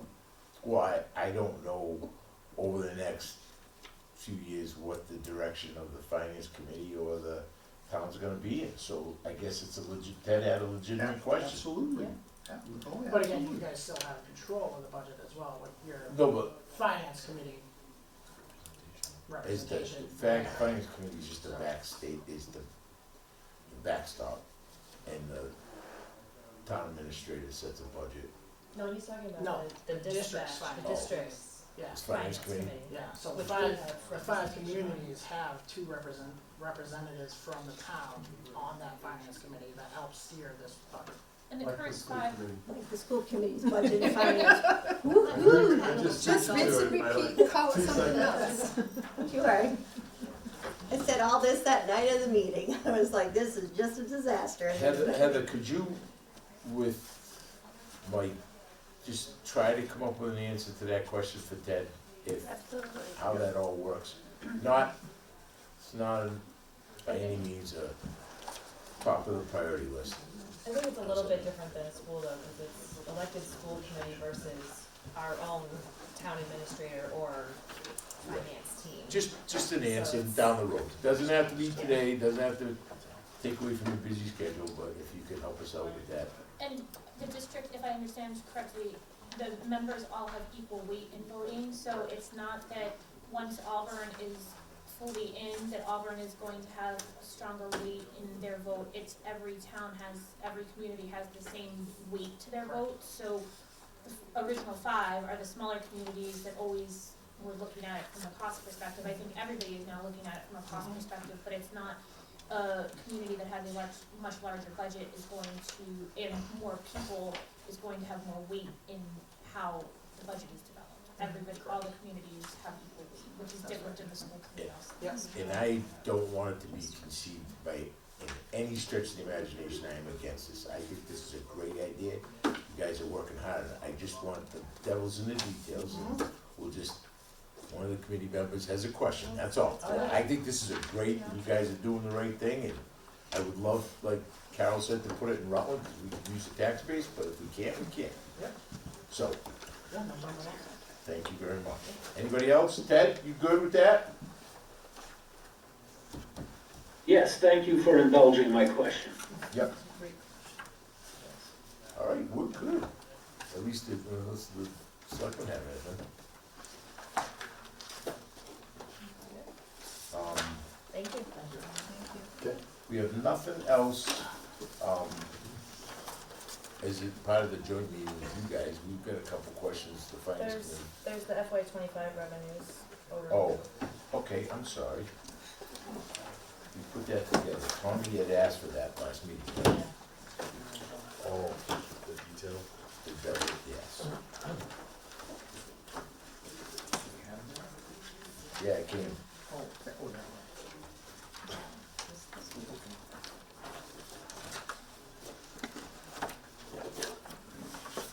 Does anyone have any questions related to that?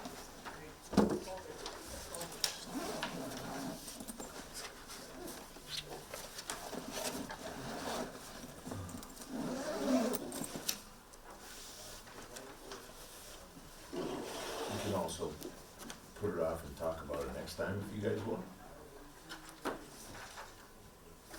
Which I don't have a problem with. Give you time to look at it if you'd like.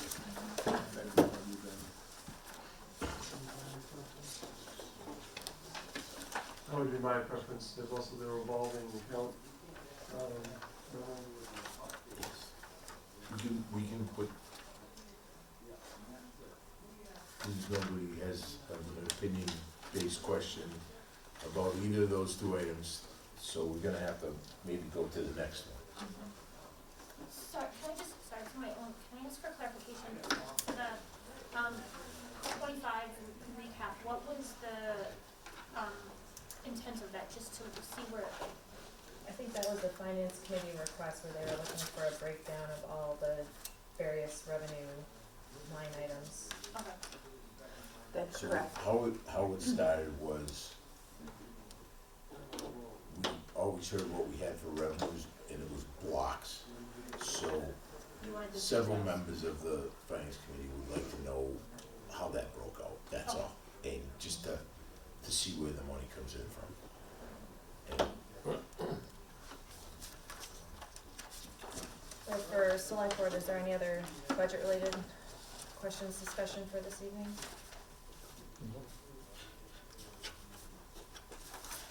I just wanna thank the police department heads as well as everyone that was here tonight for doing all the work and continuing to do all the work. I think everybody's doing a phenomenal job. Thank you, Seth and Heather and Tamika for working to help collate everything and get everybody, going. And so I appreciate everyone's work. I haven't been in person at these because work, work happens. but I'm here tonight, but I appreciate you guys all here tonight, but all the previous also, and the ones that are coming up. I know it's not easy, it's not a fun time, so thank you. Thank you. Alright, if there's anything else for select board, I'll entertain a motion to adjourn select board. So move. Alright, roll call, Harry? Second, aye. Have a direct. Okay, select board adjourned.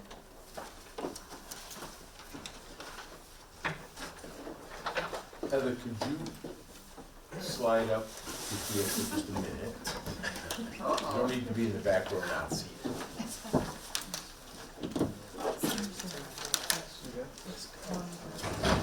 Thank you, everybody. Dan, get a second. Do it. Thanks, Ryan. We'll take 5 minutes to stretch your legs, everybody. How's that? Tomorrow.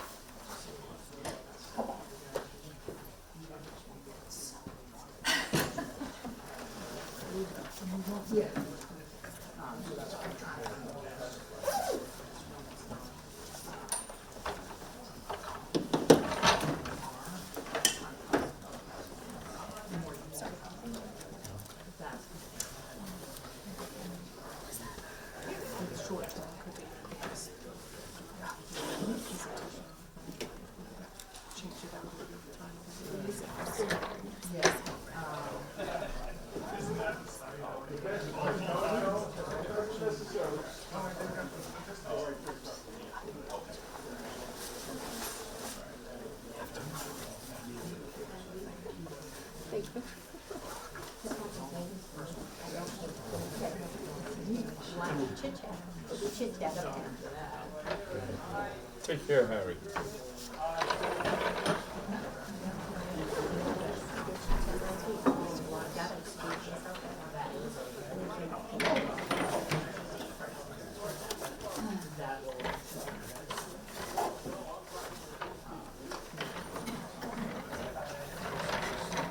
Yeah, there's no shortage.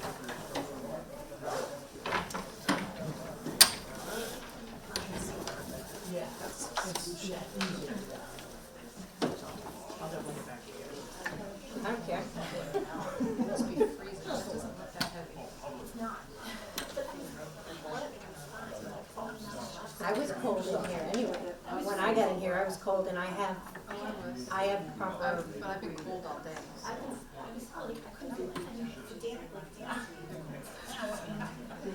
Yeah, no, it was cold in here. It's just our bodies, I was saying to him, I said, I think our bodies in our houses are like, I'm cold and I'm not getting warm again. Do something. But it's cold.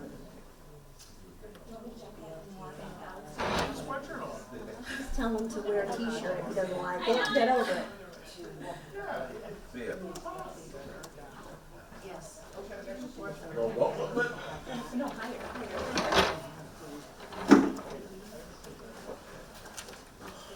All right. Mr. Shabba. Oh. I think we'll be done by 8:30. We're gonna be done by, yes. I'm gonna try.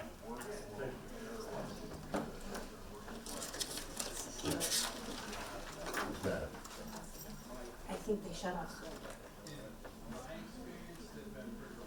Shut up. I just got a text. I think they shut off soon. Good. Oh, did I say that out loud? Oh, it's Ted. Sorry, Ted. We did that last time. Yeah, they did. At this point, they should have, they're not renewing more. No. Too aggressive. Barely having the meeting. Are we going over these things now on the bottom of this list?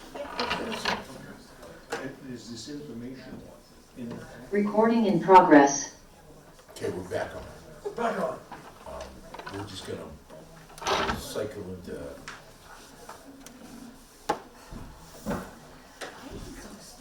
I think the air rushes in when people are leaving, and we have people leaving. So, Yeah. Heather, you were giving us a, how do I wanna say this? Your opinion of the proposed finance committee bylaw change. Yes. And could you sum that up for the group? I think they all got something, but I think there was some misconceptions. But go ahead. So where I had the more concern was the alignment with the charter review process. To me, it seems that since the charter is gonna be brought forward in May, and it will be up to you all as voters to decide whether you want to adopt that charter or amend that charter document at town meeting. And as part of that charter document, there's a stipulation that upon approval, all of your bylaws will then have to undergo a review process for alignment purposes. And it seems that that perhaps, and I understand why you're trying to align your document with the town administrator's bylaw, but if everything is going to need to be reviewed and perhaps rewritten upon the adoption of the charter, we might be getting the cart before the horse. And so I think it would be my recommendation that although there's a lot of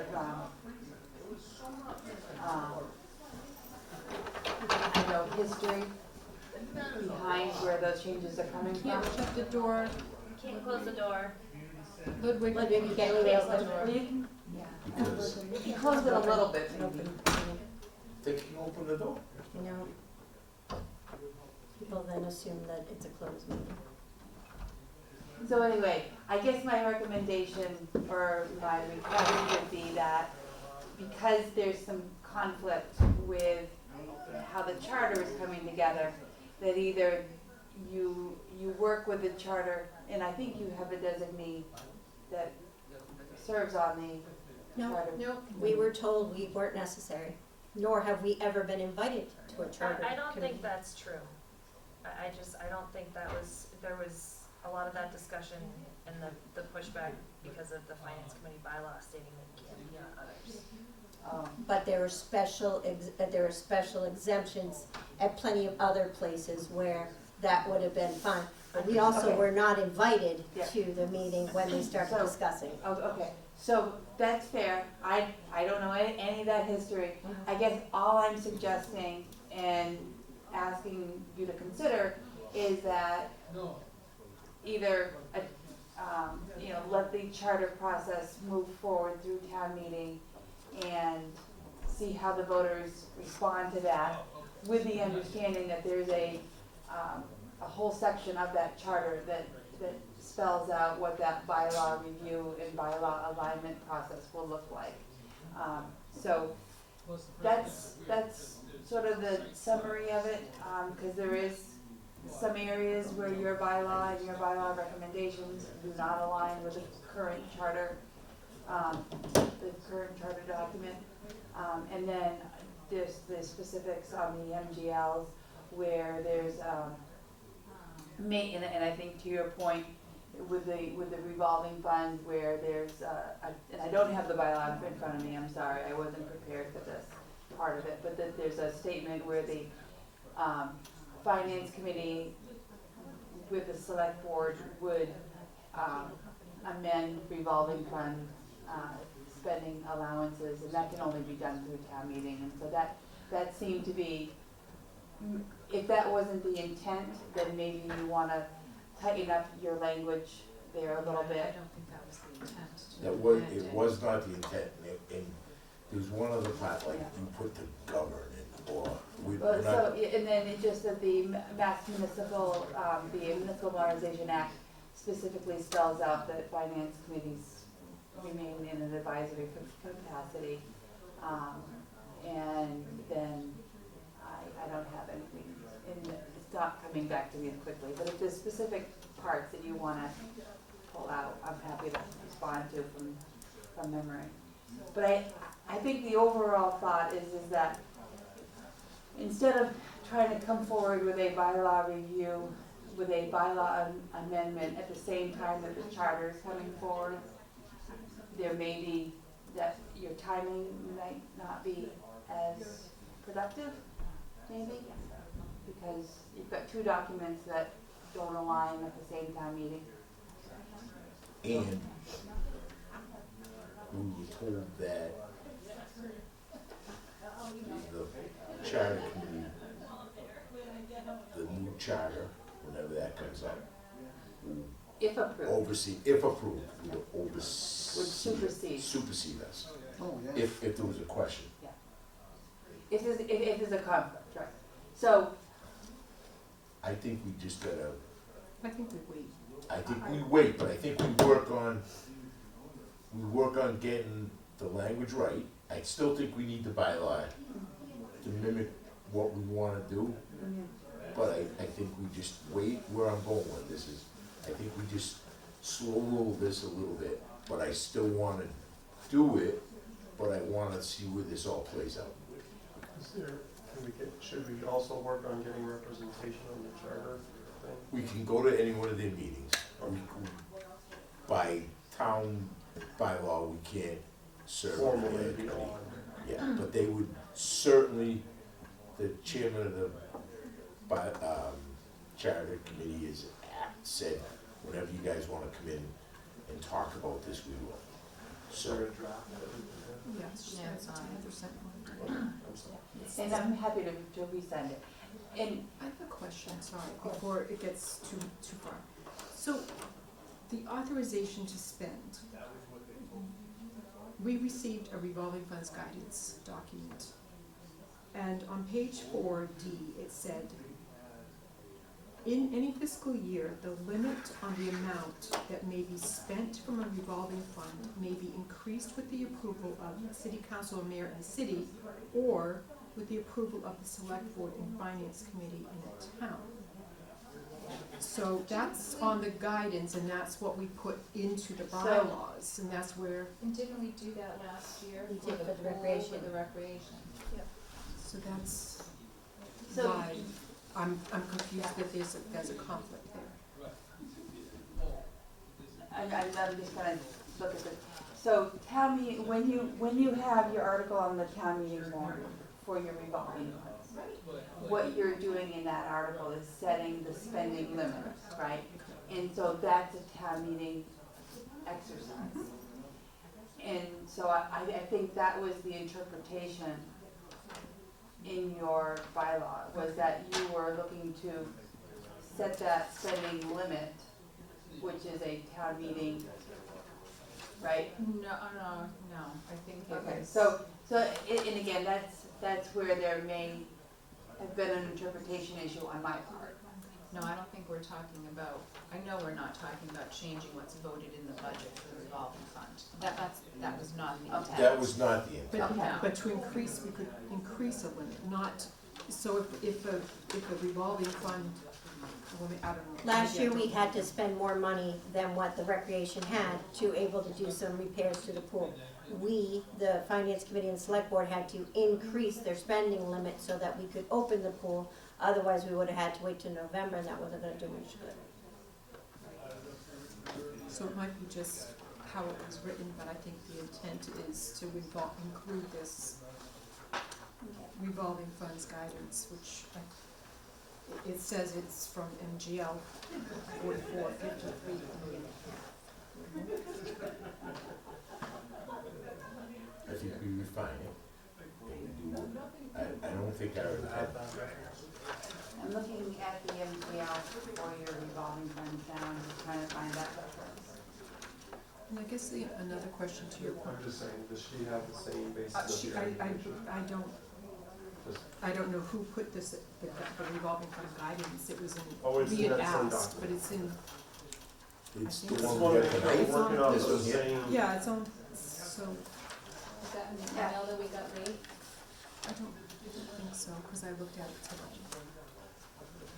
just I guess the other wanna make question, sure we're yeah, looking at the same thing. we can, the other question that I have about the charter, and since there will be a provision and a necessity, if it's passed, to look at bylaws and change bylaws, are those particular bylaws going to be pulled out, that we can say, this bylaw needs to be changed because now it's going to be this? Or do we have to, is it? So that would be a great question to bring to the charter review process, because I think that's what they're including in their language, in that draft charter, is that there's going to be a mechanism for that bylaw review and alignment process. And I would expect that we would have outside counsel, outside consulting with that would not be something that we would do internally.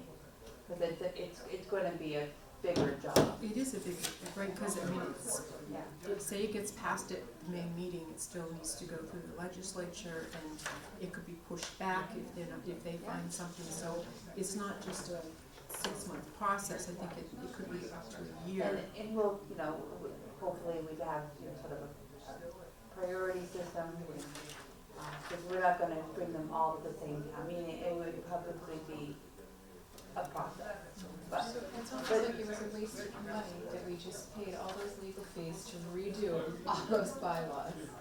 We just did it last year. I can't speak for No, that.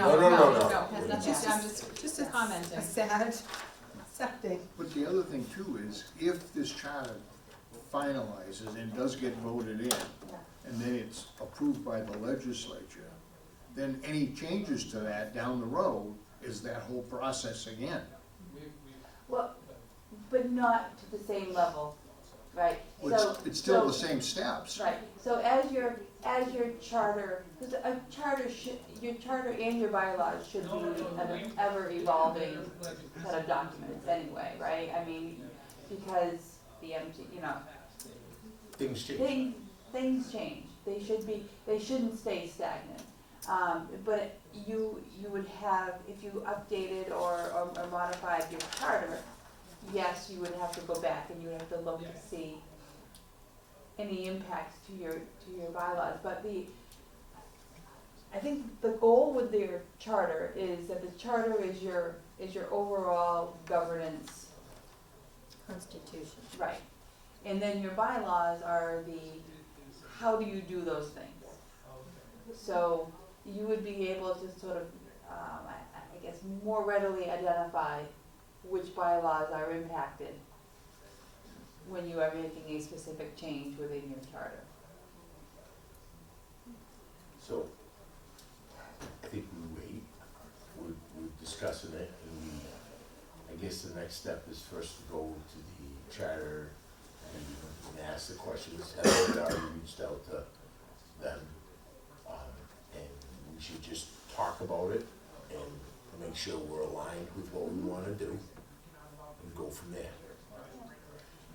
So I guess if we could, I guess the ball might be in our court then to look at the memo that Heather has sent us that seems to be, I think it's important that we approach it as in out of alignment with MGL, just if there's anything there. There's a little bit. Well, but I wouldn't worry about the MGLs because that is not the part that is not consistent with the charter.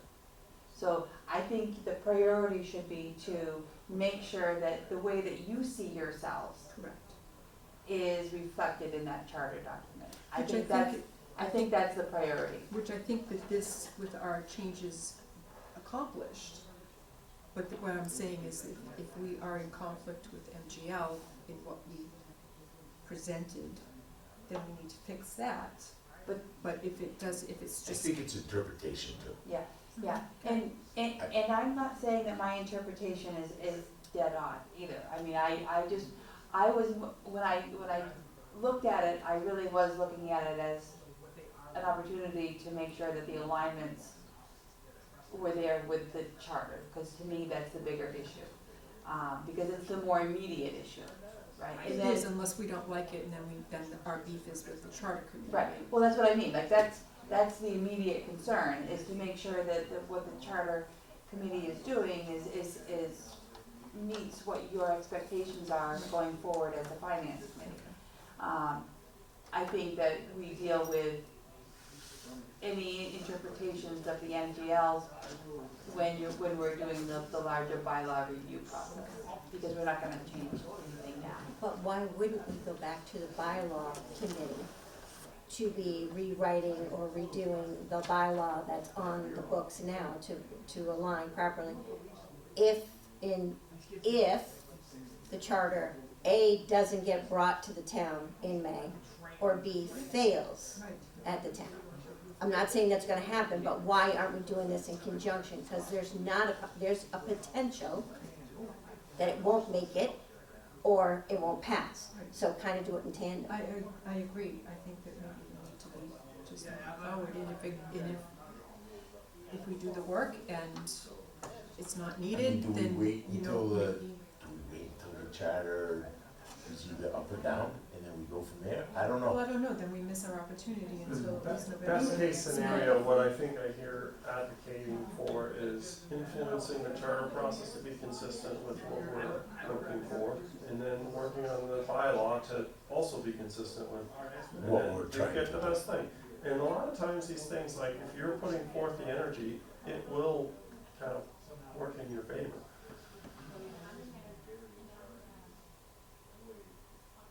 Okay. Mr. Shaw. What, can you, I'm not sure what, the Municipal Modernization Act, is that a state law or a state requirement, or? It's a state law. It's an MGL. It's a grouping of, I guess, the way that they approached it, it was, amendments and modifications to existing MGLs to bring those particular MGLs, and they deal mostly with the financial aspect of what towns and cities do. One of the things that they allowed is sort of the transfer of funds that you do in May when we bring forward our budget transfer requests, that was part of the Municipal Modernization Act. There are Okay. a number of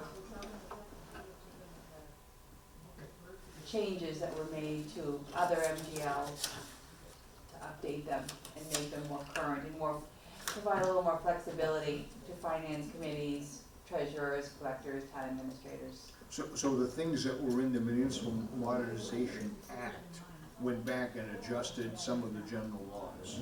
Correct. Okay. It was more of an omnibus law that was passed that sort of, Okay. spidered out. Well, I mean, I think the big thing that we have to get across to the charter is the reserve fund. They're silent on it. We're being silent on it, that would hurt us because we just spent out of the reserve fund to fix the town building that otherwise we would have had a town meeting for. Yeah, I didn't even know that, but whatever, yeah. Well, the charter can't cover everything either, right? And if it's silent on it and the bylaw exists, It's not supposed to. yeah. Is that, I haven't seen the, It says in this thing, silence in the charter may inadvertently repeal or narrow this finance committee statutory power due to the charter's superiority clause. So my concern is that we very well could be putting us to the point where we don't have that authority to spend that money. Come under somebody else's. Well, Or, unless it's in the charter. this is saying it's not in the charter. Right. That's why I'm saying it, we have to get that into the charter, because they're silent on it, that could be a problem. But did you see the charter committee's response? They had their council review it, and they had some pretty, Darren, I think I forwarded that to you the other night. I'll re-forward that, because they had some very good responses to some of those concerns. So, I think, I didn't realize that this was on your, topic It's tonight. not a problem. So I will, why don't I do this? I will send a central email that sort of brings all of this material together. We'll figure out when the charter's next meeting is. They had one last night. They've been meeting pretty frequently, and we'll try to attend. I was just gonna say, they emailed today, their next meeting is February 25th at 6:30 in the Matson Redfield room. Okay. So maybe we just make sure that we're there. Thank you. and have that conversation. Okay, we got a plan. The only other thing we should do is, we should vote, on the minutes. So we have, minutes, from, 2 minutes from January 29th. The first one, meeting opened at 6:03. Do we have a motion to accept those minutes? Make the motion to accept the minutes of January 29th. Second. Does anyone have any discussion? All those in favor, say aye. Aye. Oh, Yeah, roll call. Ludwig, roll call. Hey, Brian. Winika, aye. Benoit, aye. Charlotte, aye. Now will I? Ted?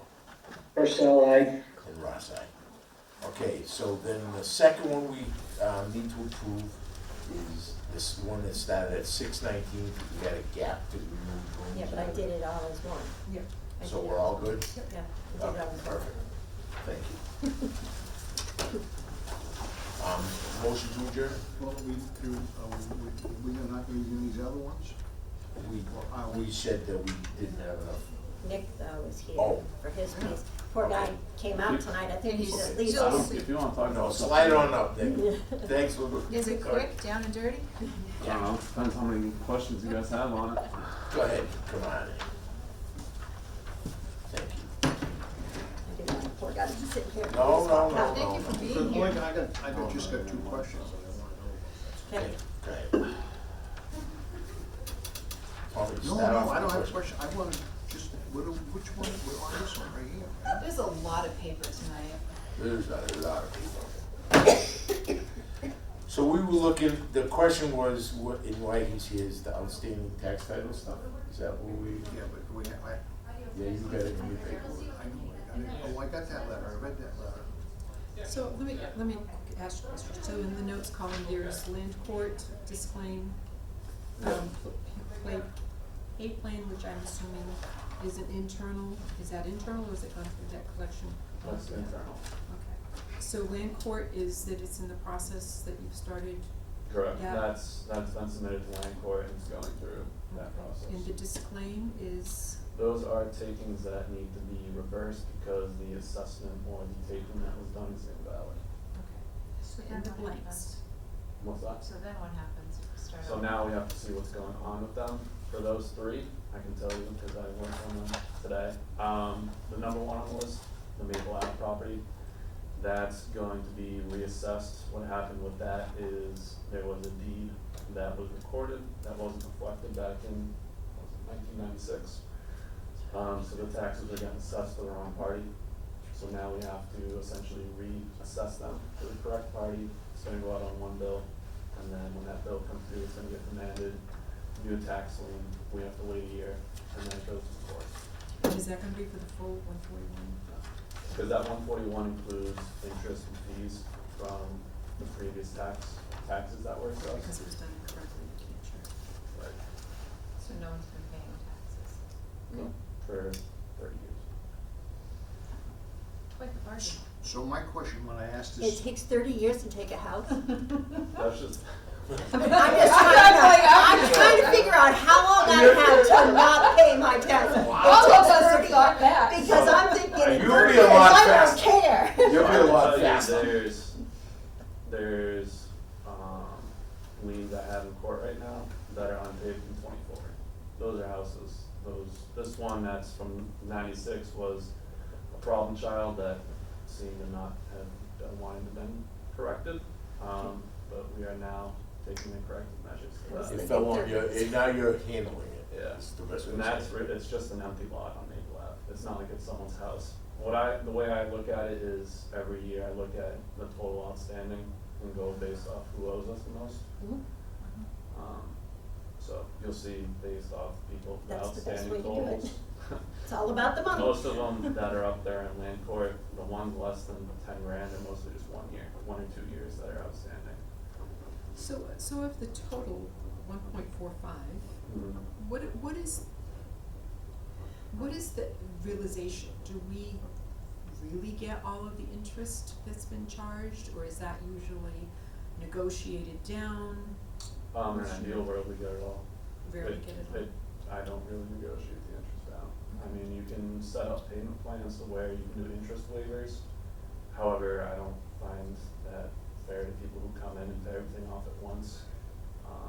There is one on there that says payment plan though. There's a couple, there's a couple on there. There's 3 of them there. And what those are gives, so it doesn't stop the interest from accruing, that just means if you come in every month and pay X amount of dollars, depending on the amount, and try to get them paid off between 1 and 3 years, whatever the homeowner is able to pay, Which is fair. we won't file it with land court. So it gives them that protection, but it also brings money into the town every month. All of the blank ones are just ones that haven't met your criteria for. Yeah, haven't met the private. criteria or their land to low value. For the land to low value, they go through a separate legal process. It's not through the land court, but the treasurer's office and the assessor's office has to go through this whole checklist on all these properties, and we submit essentially approval to the state that these properties don't meet the criteria they set every year for valuation to submit it to the land court.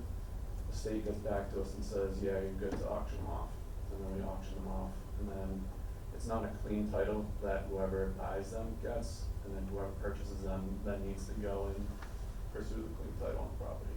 And notice the part of town, so. Yeah. Yeah.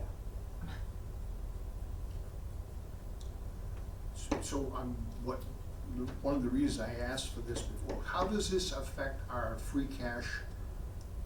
You know, when they do the calculations for whatever's there and end up with our certified free cash, how does So your tax liens aren't necessarily a receivable that you track similar to your real estate, your motor vehicle. When taxes are assessed, it's assumed that the community is gonna collect 100% of it. So when you get to the end of the year, you want to try and have your takings done prior to July 1st to get them off that currently receivable.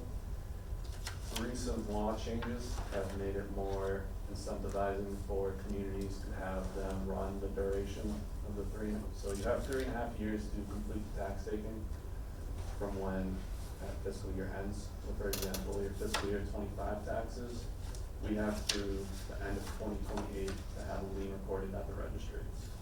But while those taxes are outstanding, they're getting 14% interest tagged on.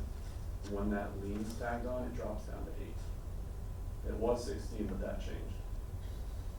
So, I haven't done the fiscal year 2025 takings yet because of that reason. So they're still on our books as uncollected levy revenue. So it's hindering our free cash. So when you see a free cash certification, there's a line item that's called uncollected real estate. It's a debit to that. So any money that comes in for the tax liens is essentially going to local receipts. Okay. So, well, so you're trying, but you're trying to get them off the books to make the free cash number better. Historically, yes, but now they're gonna be outstanding until the last minute because even though it's hindering your free cash, what you're not seeing is the interest that all these accounts are accruing. And do we ever get 100% of the interest? I mean, some of these. Yeah, most times. So, for example, these ones in land court, when these go through and the courts either give us judgment or the interested party needs to pay the full amount, they're paying all the interest and fees. And then when we take possession of the properties, when we go to sell them, all we care about is getting what we have due to us. So again, recent law changes have made this more complicated because now we need to hire a realtor to officially list these on the market. So for example, if there's a house that gets foreclosed on that owes us 100 grand and the realtor puts it on the market for 400, sells for 450, we get 100 grand. But whoever has interest in the property can submit a claim to the town for the surplus. So they could essentially make out for not paying the taxes for however many years. And we'll do all the work in selling it for them. Oh, that's really And we fair. pay the realtor too, that's not. Of course we're gonna have to pay them. That gets tagged on to everything. Does get cash. And they'll make a profit for the real estate market. So another question that I have is, we have what appears to be some businesses, possibly. Yes. Can we not, renew business licensing? To my understanding, they're not active. They're not active. If they were active, yes. Yep. Block of. And they wouldn't get this far. They would be revoked probably as soon as I found out about it on May 1st, which is when the last recorded 4 bills are due. Nick, if I may, if any of them are licensees through the select board, when we do renewals each year, we put them through the internal permitting system, and one of the stops they go to is the treasurer's office, so if there are any unpaid taxes on there, it stops in the process and they don't get their license renewed. And that's part of the Municipal Modernization Act, because before they used to go for a whole year, before you can revoke, suspend, deny licenses and permits. But because of the MMA that got passed, the day after it's due, you could hold it.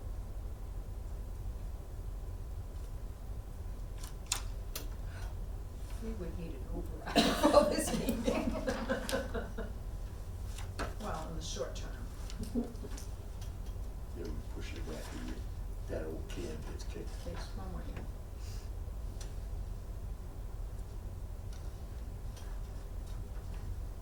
Okay. Thank you very much, sorry that you had to stay so late. No problem. No, helpful. Very helpful. Anybody get anything else? Well, the only other, on that other sheet, well, no, I haven't read that whole thing on the I wanna read that thing on the revolving funds and stuff, but the only other question I had was, how is the pay access money moved from the pay, in other words, the money comes in from charter company, right, to the town, and then the cable committee has their budget, which comes out of that money. How does that money get transferred from PEG accessing to the library? They pay something to the library for using the space. Well, they tell us they've done that. The invoice process, Okay, so through the accountant's office. So the Spectrum makes a payment, I believe they pay quarterly estimates, to the town of Rutland or to any other communities that they provide services for. Those monies are kept in a special revenue fund, which you got a copy of. You, through the budget process, appropriate X number of dollars to operate your cable access department. A transfer is done at the end of the fiscal year to cover those expenses. It appears that the last few years you have spent more, or you have appropriated more for your cable operations than what you've actually received. And I think you knew that because that's what we were referring to at your last meeting. And as far as the library is concerned, so that would be another expense that would be billed against that departmental budget. So the library would likely submit an invoice, I think they do it quarterly as well, to the cable access operational budget, and that money is paid to the library and transferred from one account to another to satisfy that. But that's all done through the accountant's office. right, okay, so the library would ask them for, invoice them for the, whatever the number was agreed to quarterly. And we were told that the reason that the numbers were higher than what we actually got was because it was a surplus in that revenue account. Yeah, you do. You have a surplus of about $200,000 in that account. And is that, did you say that was in this group? I didn't get a chance to look at all these yet. Yeah. Okay. Yes, All right. yeah. That was my, Yeah, and, okay. and I think that the goal is to put there's never been an agreement, there's never been anything in writing between the town's cable and the town's library. So I think that there's an agreement that we're working on to formalize that process. So I have a question, now that we've talked, because I did write it on my notes question. It's a town building, and I know library has some skin in the game here, but I don't understand why it's going to the library. That's why we're looking at formalizing the agreement, because I think there are some questions. I think all interested parties have an interpretation or perspective Right. of this, and I think we're trying to sort through that. I mean, I could see if it's costing them electricity, if it's costing them heat, if there's a real cost to them that the library budget is paying for, which actually the town is paying for. So. You're talking about the cable? Yeah, I Well, don't it is, they have a room that's using electricity, heat, I understand. space. But the town is still paying for that, right? It's just that the overseeing of that electric and heat and all of that is overseen by the library. So I don't understand why the library gets the $12,000. Because the money's coming in from the cable company, and that's, the PEG access funds can only be used for cable. So they have to have a physical space to operate. Right. And that money can then go to the people that are paying for it. Which are the But the taxpayers. town is paying for it. Right, but the money is coming into a specific account that can only be used for cable activities. Oh, yes, but So if they didn't have the library to use and they had to have their own building over there, they have to pay for that. correct, Okay, so It's- instead they're paying for it here. but it's a town building. And Correct. whether it's in this building or the Wood Studio or not, it's still Correct. in this building. And like I said, if the library's resources are being depleted, and I mean the actual cost of having them in here, not just, oh, let's say $12,000, which it seems, until I know that it's offsetting actual expenses that the library's paying, it seems like an arbitrary amount. If it's, you know, if the libraries, as again, if they're paying for the electricity or the heat, Yeah. but I'm not, But it's absolutely, raised then you can. but it's raised and appropriated by the taxpayers. What Carol's trying to say is, this isn't like a gift, because it's really just offsetting what the town is already raised and appropriated, so really, shouldn't it go to the general fund to offset that? If it went to the general fund, it's still the no, okay, never mind.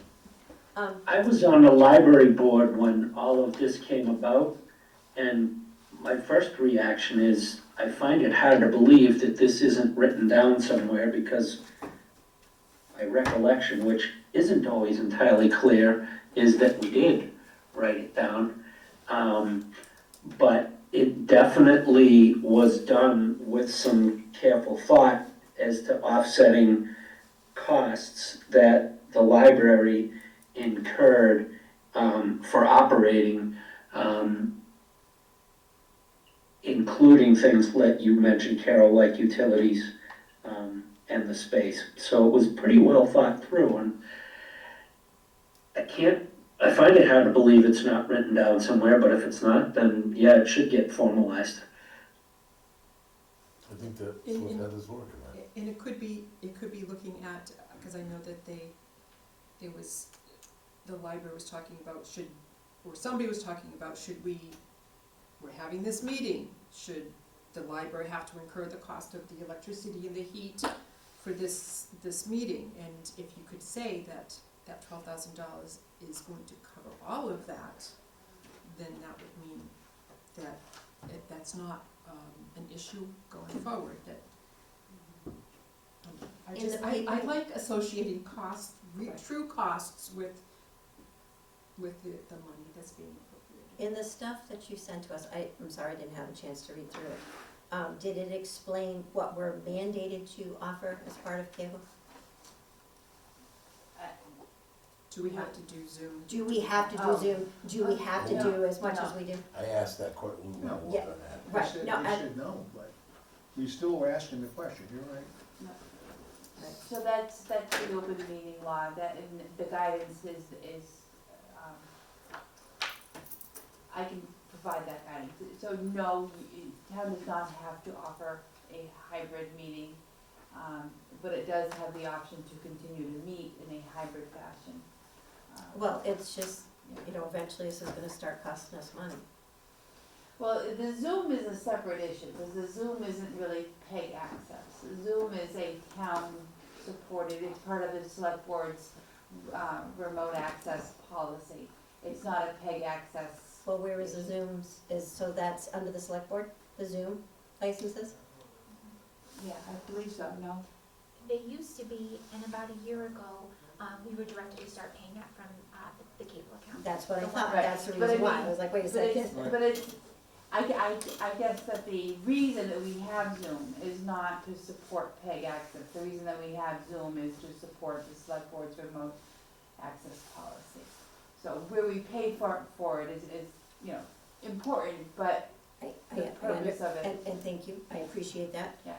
I'm just saying Yeah. that if it comes right down to it, to add 2 hours to potentially a department or have remote access, I'm sorry, I think we gotta kind of weigh it all out as we're going through this. The Zoom,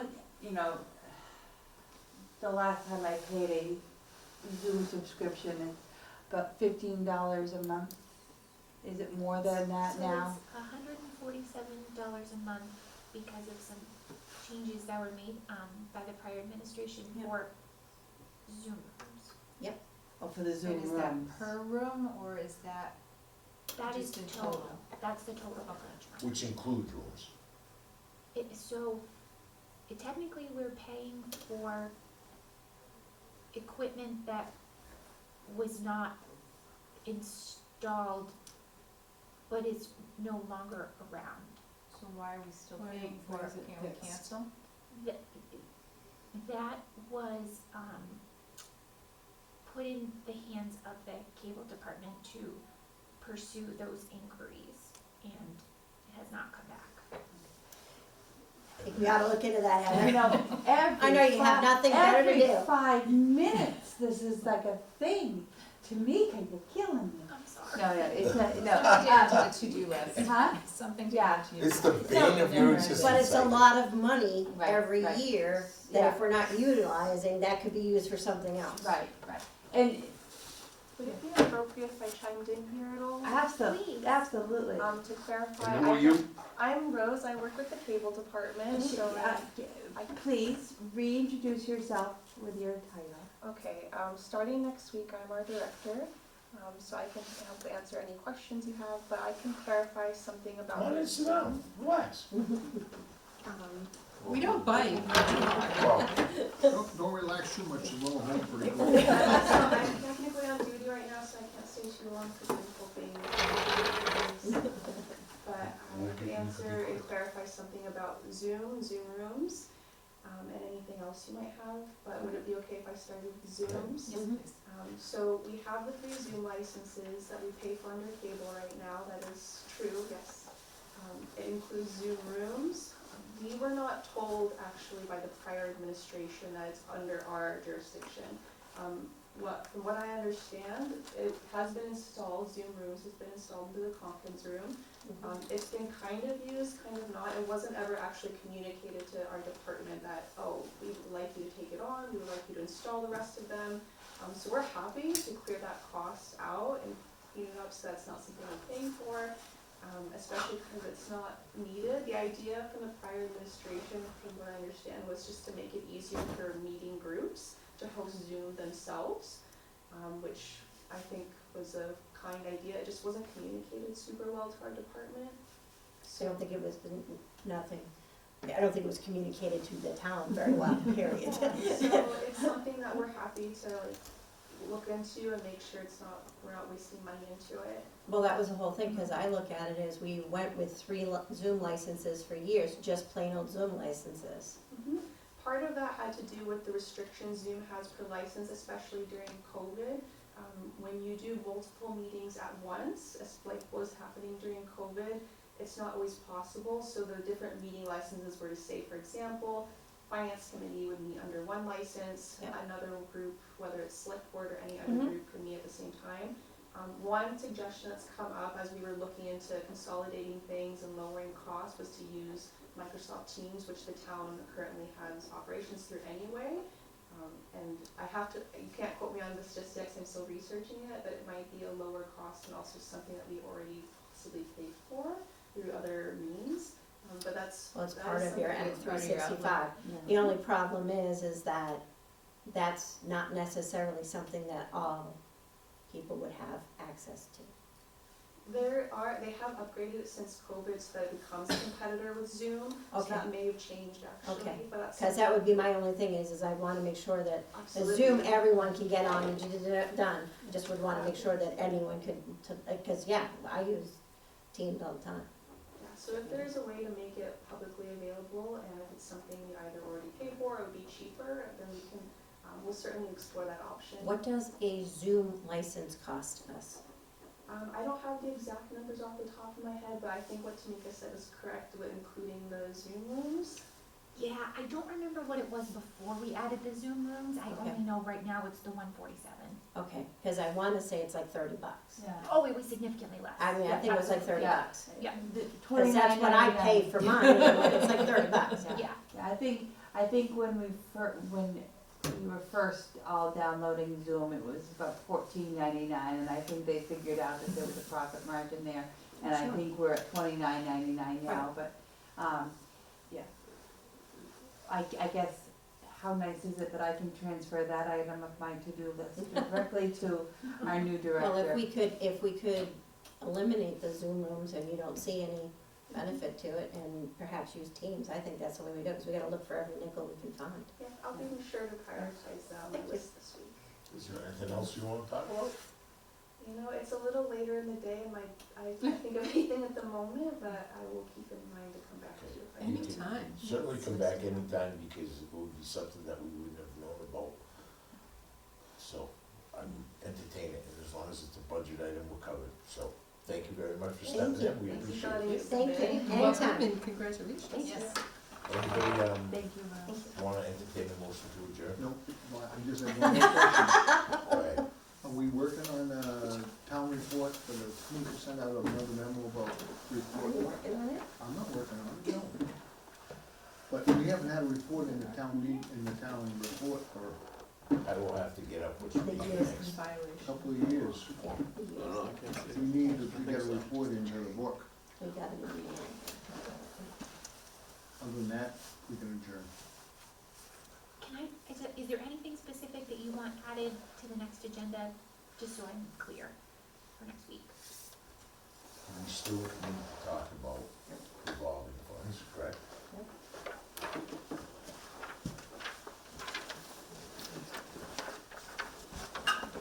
We will do that next, we're gonna talk. Next we'll time. do that next time, right? 'Cause I Yeah, wanna read next that, time. I wanna read what, Right, We just got- that's what she's asking for, so we wanna make sure we tell her.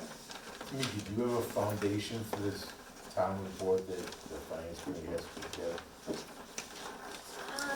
If you'd like, we have all the prior time reports posted on the website, so if you wanted to look at one of the prior reports you guys had submitted, just as kind of a template, it doesn't have to be. Carol.